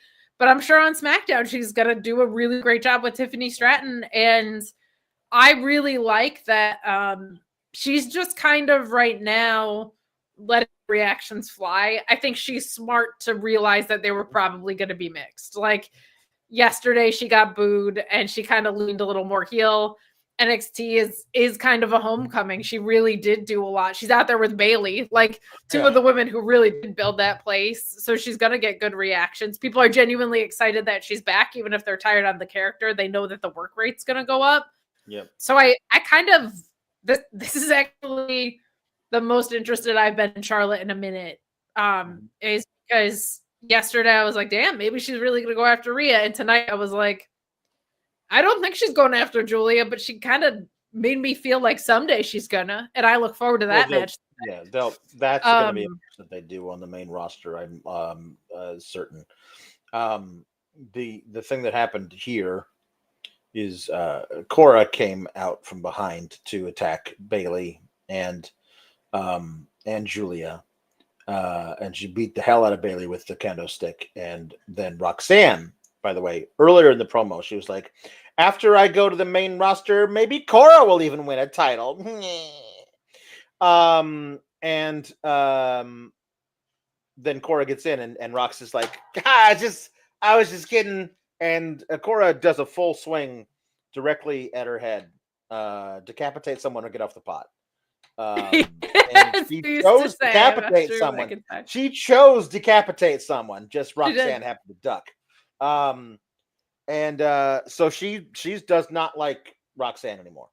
That is now clear. They have that weird alliance that they formed right after she got back. That's gone now, and she was beating the hell out of Bayley mostly. And then Bayley comes to Ava's office and says, I want that bitch. And Ava says, okay, what bitch? Which one? Which one? Which bitch? Which bitch? One fish, two fish, red fish, red blue fish, bitch. blue bitch. That's wrong. Yes. And so she says she can have that next week. This is part of the Ava thing that we're doing. So are we doing the obligatory out of nowhere heel turn, but for a GM with Ava because of the whole thing where she just barges into the men's locker room last week and says, is it really mean to Trick? And also Oba's the only one who's not allowed to make his own matches, but everybody else can. And then in the thing backstage with Ethan and Javon Evans, like, I'm going to suspend Javon Evans, who had his jaw broken by the... I didn't suspend Ethan Page for breaking his jaw for horrible assault on Javon Evans. I didn't suspend him, but I'm going to suspend Javon Evans for continuing to show up and attacking the guy who broke his jaw. I'm going to suspend you. Ethan Page says, hold on here.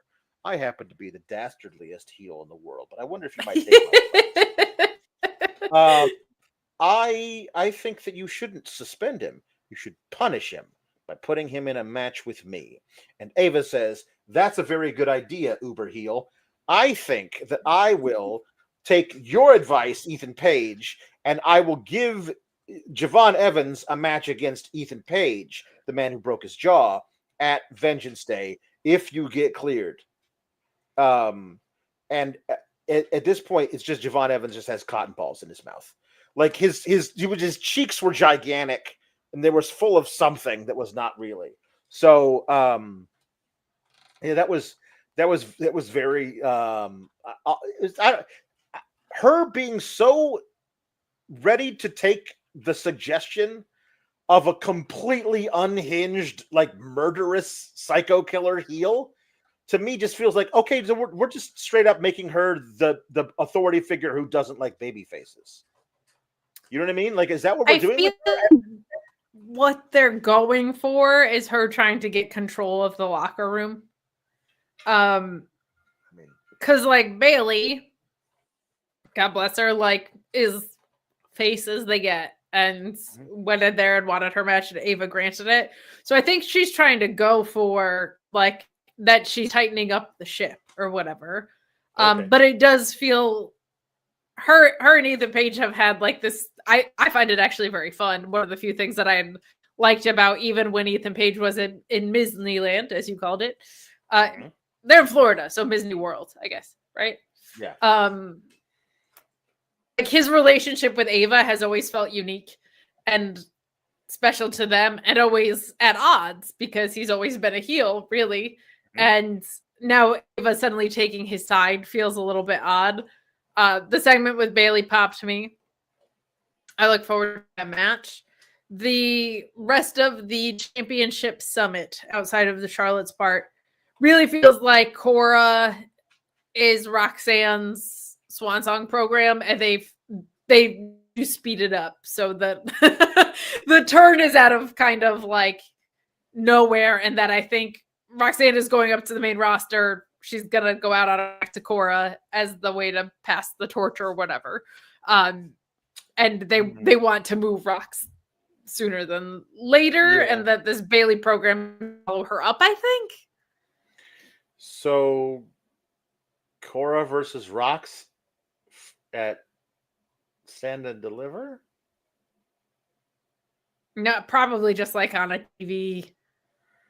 I think Roxanne will be on the main roster before that.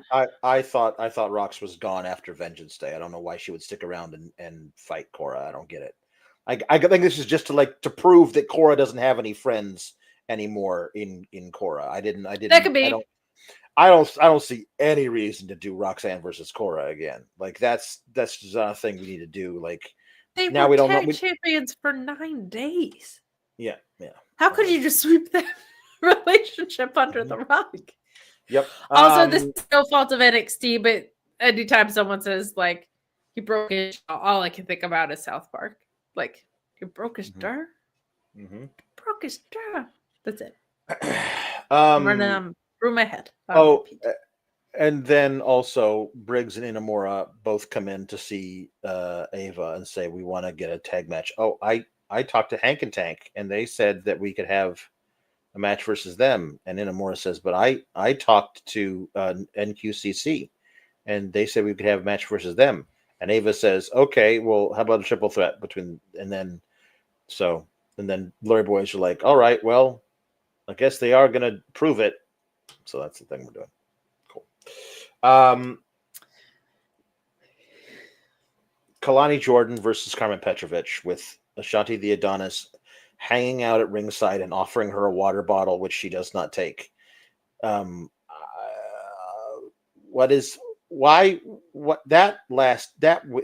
has been going on for such a long time. Why is the end result of that? At no point has it been good. No point was it good. He became her young boy. Is the end result of that he's just her valet? That's the end result of this? If he had come out there with an ice pack, I would have been like, is this New Japan? He was her young boy. You turned him into Miss Elizabeth. Like, that is what we've done. And so, okay, cool, I suppose. But also, during this thing that we got Kolani fighting Karmen Petrovic, that Jada Parker came down and was on headset while not sitting at the she was like leaning up against the announce desk on commentary. This was also the one where everything was entirely off the rails. Like nobody was talking about the match that was happening in front of them. Just the worst thing. Like Booker T has to be actively corralled by two other men at the same time verbally, and then Jada Parker was on Booker T's side. So like she was also interjecting, making this whole thing all none of it was actually being talked about. However, because I eventually had to mute it and actually really watch, this is the best I've seen Kelani Jordan look Agreed. in a long time. Maybe ever. Because it's not gymnastics. She's doing stuff.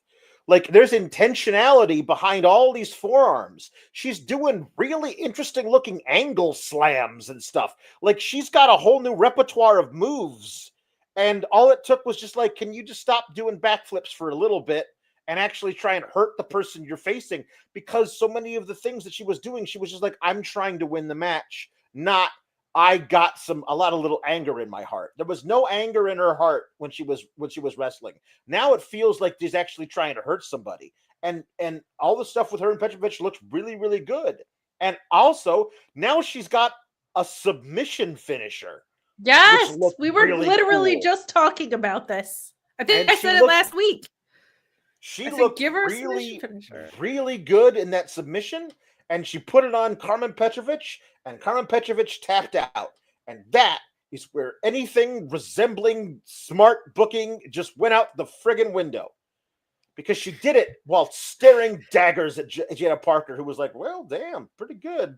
And Karmen Petrovic tapped out, and then she let her go.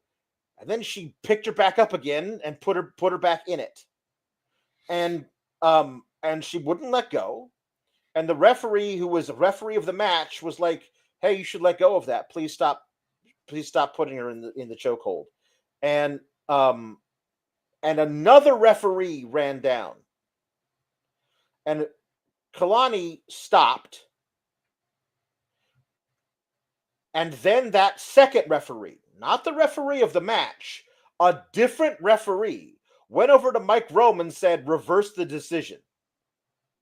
She attacked her after the match, therefore she didn't win the match. Now, if you want to tell me that she never lets go, when Karmen is tapping the first time and she never lets go of the thing, maybe I'll go along with you. But the secondary attack on Karmen had nothing to do with the first match.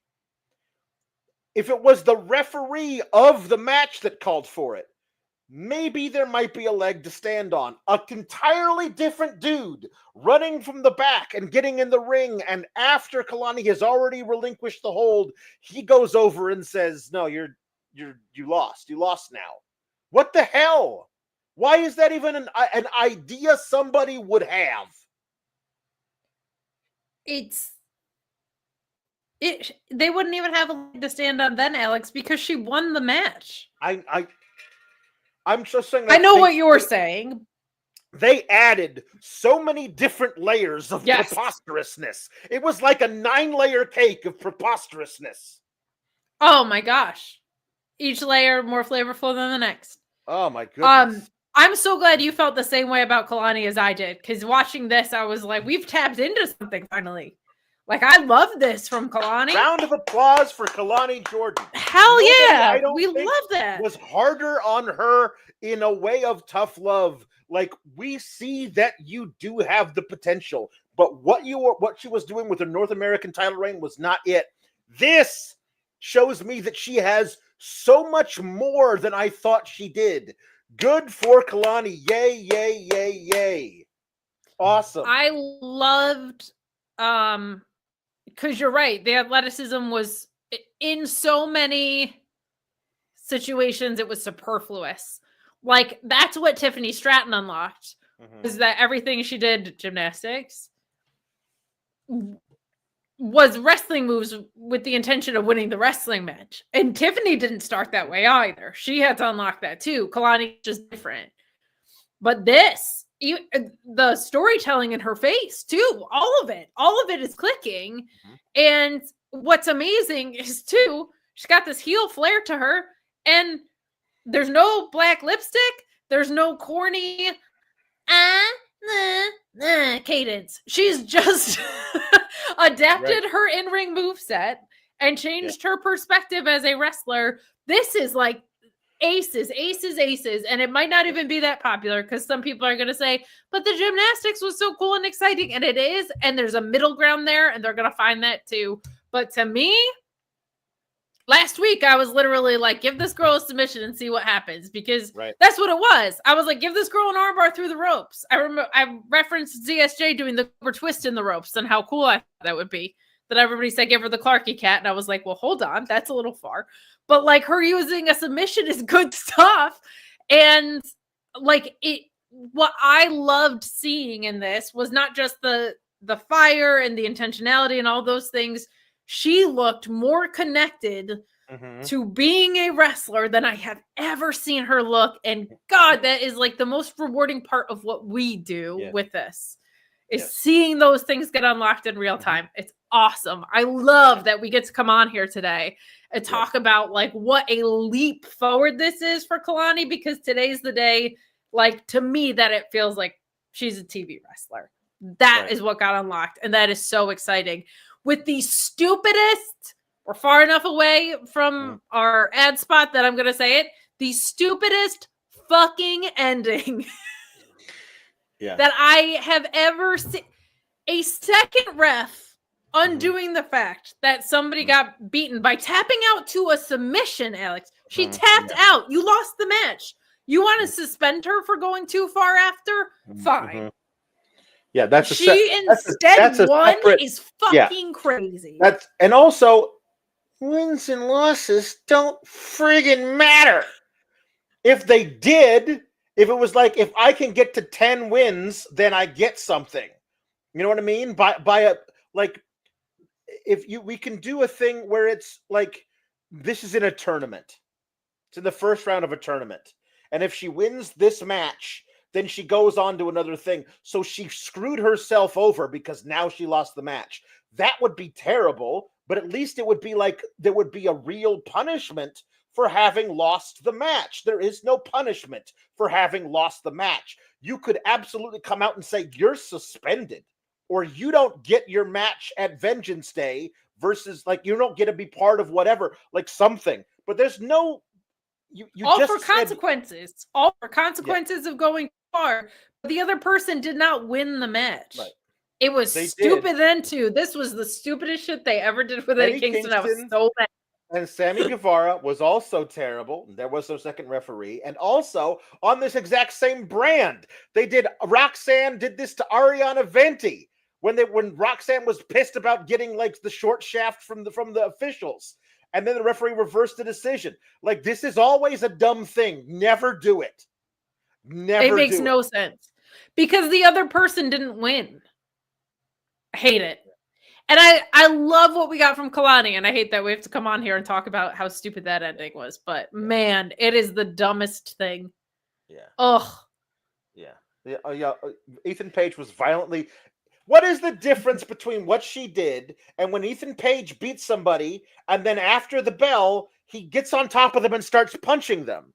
Like, why isn't Cedric Alexander now 2-0 against Ethan Page? Yeah.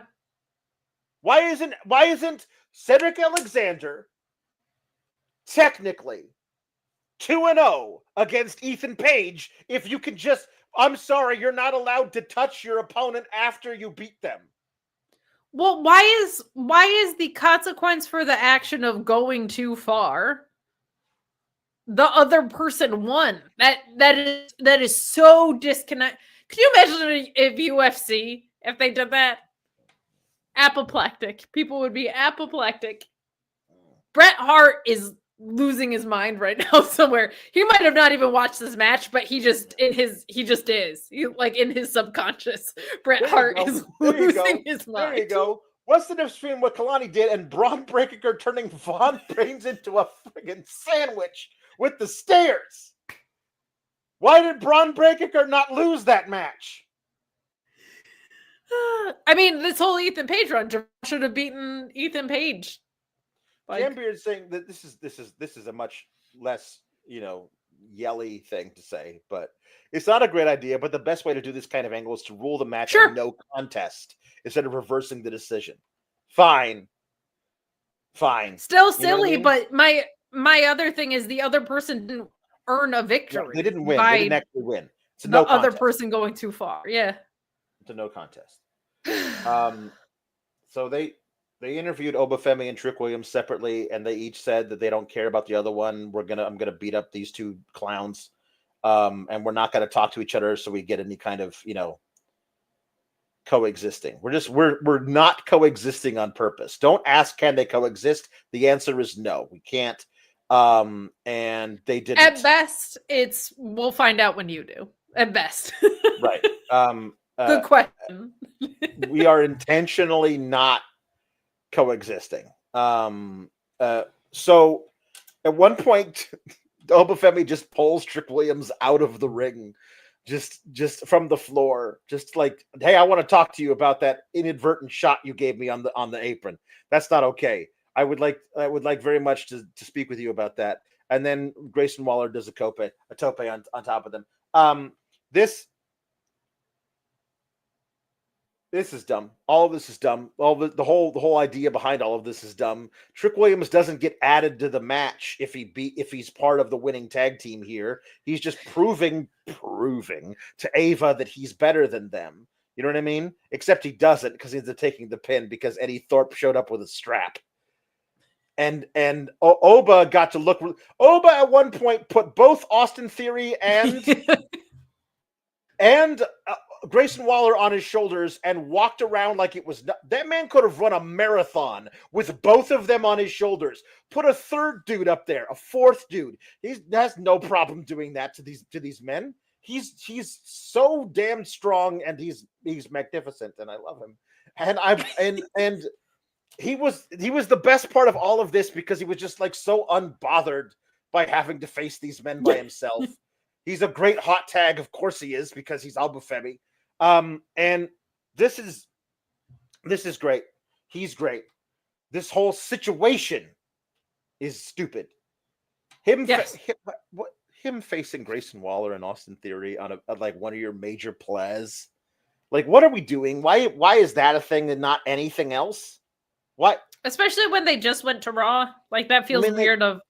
We just took the transfer portal to this other brand, but we're going to NXT is weird. Why isn't it? I mean, with this whole Trick Williams thing, like, he's definitely getting a one-on-one shot versus Oba at some point. We got to wait until friggin' Mania weekend to get it. When is that boy getting called up? June? It's so odd to me, Alex, because there were, throughout the night tonight, there were several times where they did cuts to like all the women that were in Royal Rumble. And I was like, the fact that we didn't want Obafemi in there because we would want him to win. But the fact that they weren't like, our NXT men's champion, who is a dominant force, didn't have a ring clearing spot. And the fact that Trick Williams wasn't in it makes me like a little nervous for Trick, honestly. Cause like he's so over. And when he had that appearance on SmackDown, he was so over. And Carmelo's been losing so much. It feels like he needs his friend. I felt like him. Cyclo is actively causing me pain. He's actively causing me pain. They couldn't have gotten any better mid-card names, and the last one he brings up actively causes me pain. Not Andrade, Mello, LA Knight, Damian Priest, Sheamus. If Sheamus just showed up at NXT and says, hey, big man, I've been watching you work. I want to hit you as hard as I can and see what happens. Sheamus, if you, instead of doing the fucking A-Clown Down Under against Obafemi, what if we did Obafemi versus fucking Sheamus? I mean, Jesus Christ, or Andrade is doing nothing, and he's a former NXT champion. What if he shows up and says, I want that title back? Because nothing's working out for me on the main roster. Maybe I need to get some gold back in my life. Come on! I think they wanted to go like the handicap route. Wanted to set up him and Trick via this. I'm more on Grayson Waller than you, and I get it. I appreciate that he at least that guy, like, they've done nothing with that tag team, but he at least is out here being like, congratulations, you're the top of the worst singles NXT men's division in history. Like, I appreciate that guy is always working. Like, that guy is always putting out some sort of headline, and I really do appreciate that about him. So I think he's a good guy here, but I also am like, why are you gonna smush a main roster tag team under Obafemi's oppressive boot? Like, why are you going to... I don't get how this helps them at all. And I just feel like not every one-on-one match needs to be set up with a multi-man detour. We do that so often on this brand, especially with our world champions. Like, everything gets triple threat, 4-pack, whatever, to get to an eventual one-on-one story. Like, Trick and Oba, I feel like, is the one story that you really can just cut to the chase because of Trick's history with the title, because of Oba's attitude, because of the type of that Trick is. Like, I feel like of all the programs that you're setting up, this is the one that needs to take a multi-man detour the least. Like, I feel like there actually is, like, a lot of juice that you can dig into with these guys that I wish they would have just gone there. So, that's disappointing. That's disappointing. I do appreciate, honestly, though, that they were like,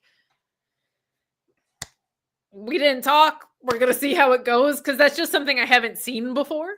I don't think I've seen a tag team be interviewed and, like, both have been like, we haven't even discussed anything. Like, that's at least different. But this was weird. It was excessively weird because, it doesn't, because it's not a handicap match. If it was, it would be different. They're like, I'm gonna win the world title. No, I'm gonna win the world title. No, but whichever one of us wins the world title, it'll be fine. Well, neither one of you are gonna win the world title. We know that. So, but if you're gonna do bring a main roster act down to NXT for Obafemi to fight, why is it the team that is currently starting a feud with Alpha Academy on Monday Night Raw contending for the world title? What are any of the things that people would... Why? How? Just, Flames. The lack of sentence around what you just... Interrogative statements. Why? How? Heaving breaths. This is... I can't stand it.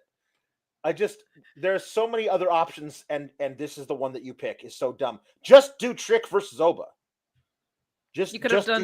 But we're not, because what we are getting is Eddie Thorpe versus Trick, because Eddie Thorpe showed up and hit Trick with the strap, which allowed Grayson Waller to hit his stupid run up the ramp, run in, hop, do a rolly somersault, and then hit a stunner or a cutter or whatever he friggin' does. Flatliner, whatever it is. No, you could have done a dejected Andre Chase passes by Obafemi in the hallway, and he's just like, you had a fake university. It sucked. Blah, blah, blah. You're a failure. You're a joke. You went bankrupt. This university wasn't even real. And then Duke Hudson shows up. It is like, I already faced you once, big man, but this time I'm doing it on behalf of my friend. But you can't do that because you got rid of Duke Hudson. Duke Hudson would be a better choice than either Grayson Waller or Austin Theory. He'd be a great choice. He'd be a great choice. We already saw it. It was great. You could do another one. Eddie Thorpe, then after the match, strapped the shit out of Trick Williams while Obafemi just watched and then left. So, first NXT of Black History Month, let's have a black man getting whipped. That's a thing that we're gonna do that was pointed out in the SGS Discord. So yeah, that's the thing.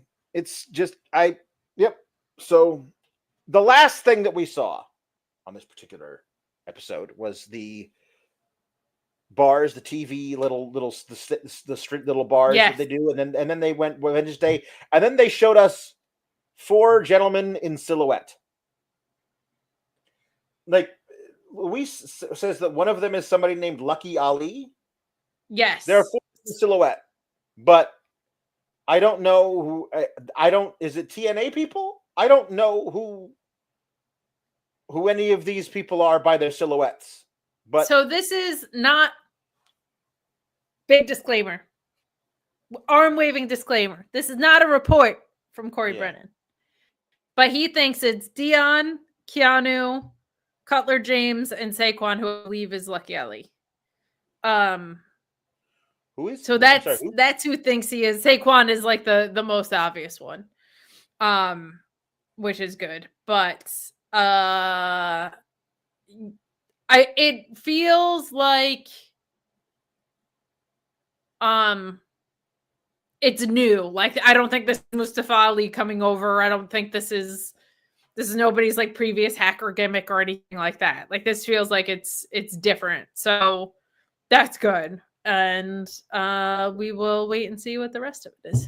Who are the other people that you mentioned? I missed. Corey, he thinks, and not a report way.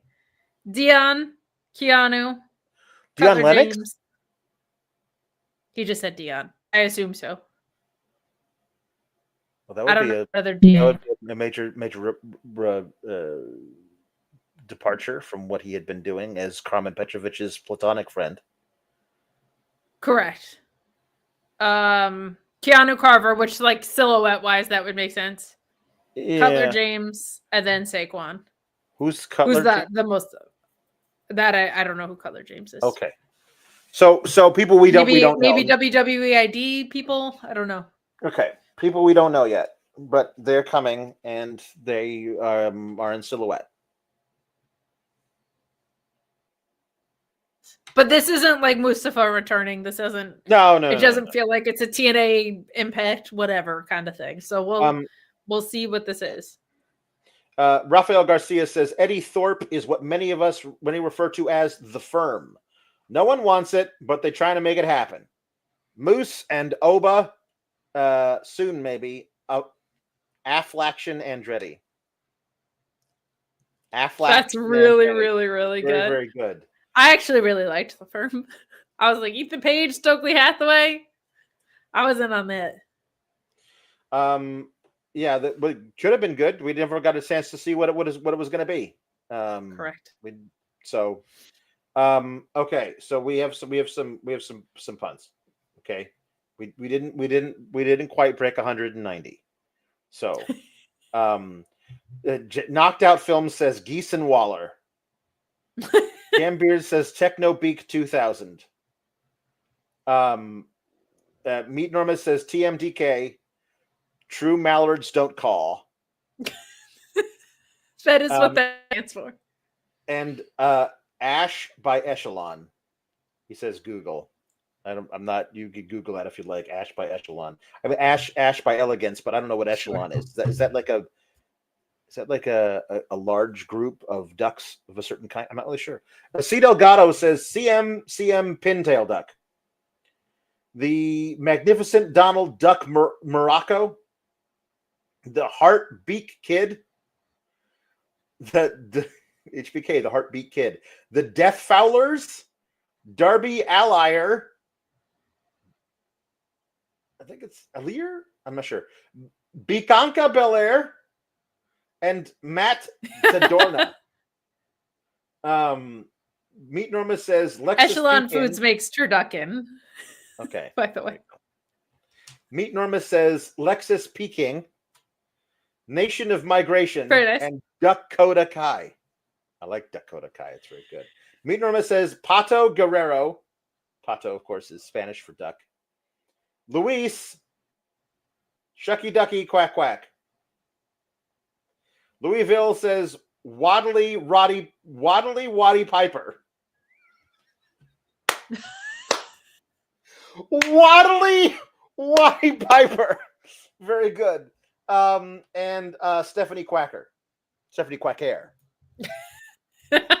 Electric Mayhem says Wadlow, not Wardlow, but Waddlow. Tris Statgander. That's a good one. Statgander. That's really good. and the grouse Mortos. And Tom Lavelli says Mustafa Ali. Mustafa Ali is very, very good. The F very important in that. Mustafa. That is really good. And Meet Normus says Kate looks amazing as always, and Alex is here too. It's true. I am. Thank you. Andreves Gaming says, hope you two accept me. I'm drunk. I'm a big fan. Well, thank you very much, Andraves Gaming, for admitting that you are such a big fan of us while also admitting that you were drunk. Usually people have to be pretty loaded to admit they're fans of us. It's fine. We're used to it. Mr. Bandana Head says, after last night, I'm sure the ghost of Dusty has to be lonely because he just couldn't leave. Poor Dusty. He might have been drunk too. Dusty was on one last night, guys. He was on one. Kind of losing his stuff. Yeah, Andraves Gaming also talks about being a man of the 90s and taking offense at being so old because we remember that particular commercial. I just found out about Thunder in Paradise, so. Yeah, Jambeard says, wasn't Hogan also called Thunder Lips in Rocky? Yes, he was Thunder Lips in Rocky 3. Yes. I feel like he was named Thunder in at least 2 things, possibly like 7 or more. What was his name in the Chuck Norris episode that I watched? Boomer. His name was Boomer, which is the sound that Boomer thunder might make. Okay, so we have lots nothing else. We're over time. We are cut off because of Duke Hudson stuff, and also because Sean came in here. We blame Sean. It's entirely his fault. It's his fault that Luis is getting paid triple. Jambeard says Regal to sing Half Horse, Half Man by OCT. Is that the original Chief Tribal? I don't know who OCT is. Okay. The world may not understand you, frightened by your differences, but it is not their acceptance you need, it is your own. Run free, my stallion, unbridled by doubt, and may the love you find along the way unite the halves of your soul. I met her on the internet. We haven't met in person yet, and that's how I'd like to say, because I've been down this road before, they always wind up wanting more. They'd take one look and run away. Because I'm a creature of the night. How she could ever love me, right? When I am only half a man. She's coming over here tonight. To tell the truth, I'm terrified. There's nowhere left to hide the fact that I'm a half horse, half man. There she could ever understand that I'm a half horse, half man. I'm a half horse, half man. That's what I am, sunshine. War Games. Thank you. Tom LaValle wants Nya Girl to sing the DuckTales theme for Duck Hudson. I have to bring it up. No one is getting this error our lyric list. I think it's because I am in Canada, according to my PA. That could be it. So, like a hurricane. Okay. Will this open? Like a hurricane here in Duckburg. Race cars, lasers, aeroplanes. It's a duck blur. Might solve a mystery or rewrite history. DuckTales, literally, ooh. Every day they're out here making DuckTales. Ooh.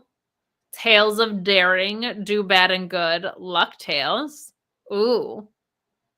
When it seems they're heading for the final curtain, cool deduction literally never fails. That's for certain. The worst of messes become successes. Danger. Watch behind you. There's a stranger to find you. What to do? Just grab some DuckTales. Yeah. Whoa. Hold on. Another one for Regal from Meat Normus. Can Regal sing "The Bird Is the Word"? Top meat out. You've got a couple more in there, so check those out. Here we go. I'm working on it. Oh, well, everybody's heard about the bird. Bird. The bird is the word. Oh, well, a bird. bird is the word. I said the bird. Well, the bird is the word. I said the bird. A bird is the word. Well, don't you know about the bird? Well, everybody knows that the bird is the word, sunshine.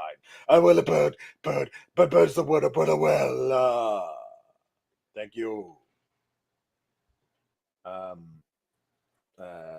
Braun Strowman sings Angel by Sarah McLachlan. Okay. And then we got to do one of yours. Spend all your time waiting for that second chance for a break that would make it okay. There's always some reason to not feel good enough, and it's hard at the end of the day. I need some distraction. Oh, beautiful release. Memories seep from my veins. Let me be empty. Oh, and weightless, and maybe I'll find some peace tonight in the arms of the angel. Fly away from here, from this cold hotel room, and the endlessness that you fear. You are pulled from the wreckage of your silent reverie. You're in the arms of the angel. May you find some comfort here. Get these arms of the angel. Are 7,200 people about watching us right now. Mm-hmm. Over 7,000 people are like, I need to see this man sing Braun Strowman's Arms of an Angel. Yeah. Okay. Good. So which one do you want to do? You have 3 here. I'm going to do the Circle of Life. Okay, good. From the Lion King. Mm-hmm. From the day we arrive on the planet and blinking step into the sun. There's literally more to see than can ever be done. More to do than can ever be done. There's far too much to take in here. More to find than can ever be found. But literally the sun, rolling high through the sapphire sky, keeps great and small the endless rounds. It's the circle of life. And it moves us all. Through despair and hope. Through faith and love. Till we find our place on the path unwinding. In the circle of life. Yeah. Thank you so much. Linda? It's truly a gift. I have one impression. That's great. That's fantastic. Linda sings the song Daddy Cop from the show The Rookie. Daddy Cop. I'm not really sure what any of this is. Hold on. Let's see here. Is that a baton in your pocket, or are you just happy to see me? She puts the short in shorty, and he looks like he wants to chase me. Cop cuties, cutin' on duty. Navy blue booties, go ahead and lock me up. Arrest me, but make it sexy. Arrest me, but make it sexy. Put me in the back of the car, and we'll start a verbal flirtation. I'm doing tax fraud and arsons. Now take me down to your station. Cop cuties, cutin' on duty. Navy blue booties, go ahead and lock me up. Arrest me, but make it sexy. Sell me some meth, please, so I can get arrested by this daddy of a cop with his daddy cop walk and his daddy cop arms and his daddy cop butt. Ow. Nick cop cuties, cutin' on duty, navy blue booties. Go ahead and lock me up, arrest me, but make it sexy. Thank you very much. The perfect Wonder theme. All right. Do you want to do the Duke Hudson's theme? You're beautiful. I was gonna do I'm Like a Bird because I can't find that one. Not on. Oh, okay. Because Alex, you're beautiful, and that's for sure. You'll never ever fade. You're lovely, but it's not for sure, and I won't ever change. Although my love is rare, although my love is true, I'm like a bird. I'll only fly away. I don't know where my soul is. I don't know where my Duke is. And baby, all I need for you to know is that I'm like a bird. I'll only fly away. I literally don't even know where my soul is. I don't know where my home is. And all I need for you to know is, yeah. That's good. Very good. Thank you so much. That's very good. I mean, Miss Duke! I don't think we have access to that particular theme song of Duke Hudson. The lyrics are not available somewhere. I don't know where it is. I have no idea where that is. So that's gonna have to be something else. Maybe we'll do that next time. Let's see. Hold on. Hello, baby, I'm here. There was an imposter here last night pretending to be me while drunk. And that was definitely not me after having drank a lot of tequila. That was somebody else. I don't know. That was somebody else. You sounded that was lit up on FightfulSelect.com last night, sir. Louisville once dusted to sing the Darkwing Duck theme. Daring Duck of Mystery, champion of riot. Swoops down from the shadows, baby. Darkwing owns the night. Somewhere, some villain schemes. But his number's up. 4321, Darkwing Duck. When there's trouble, you call DW, Darkwing Duck. Let's get dangerous, baby. Darkwing Duck. Darkwing Duck. A child of smoke and he appears. The master of surprise. Who's that cunning mid behind the shadowy disguise? Nobody knows for sure. Bad guys are out of luck, because here comes Darkwing Duck. Look out. When there's trouble, you call DW. Darkwing Duck, baby. That's right. All right, well, I got to go back to the Darkwing Duck, huh? I got to go back to the Okay. Do you have everything you need? I got everything. That person last night who had forgotten his phone and his keys was definitely not me while drunk. Are you sure? I'm positive. Okay. We'll let it slide this time. All right. I'm going to go back to Ribbon. Okay. Bye-bye. Bye-bye. Hello. Ricky! It's me. Ryan Ben wants me to sing I Ran So Far Away by Flock of Seagulls. So I would also like for you to sing that. I walk along the avenue. I never thought I'd meet a girl like you. I meet a girl like you. With auburn hair and tawny eyes. The kind of eyes that hypnotize me through. Hypnotize me through. And I ran so far away. I just ran. I ran all night and day. I couldn't get away.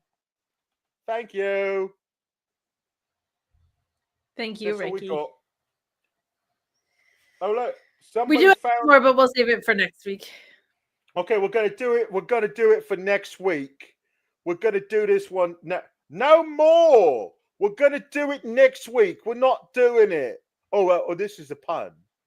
Papa Magic Matt Kennard, because it's French. I like it.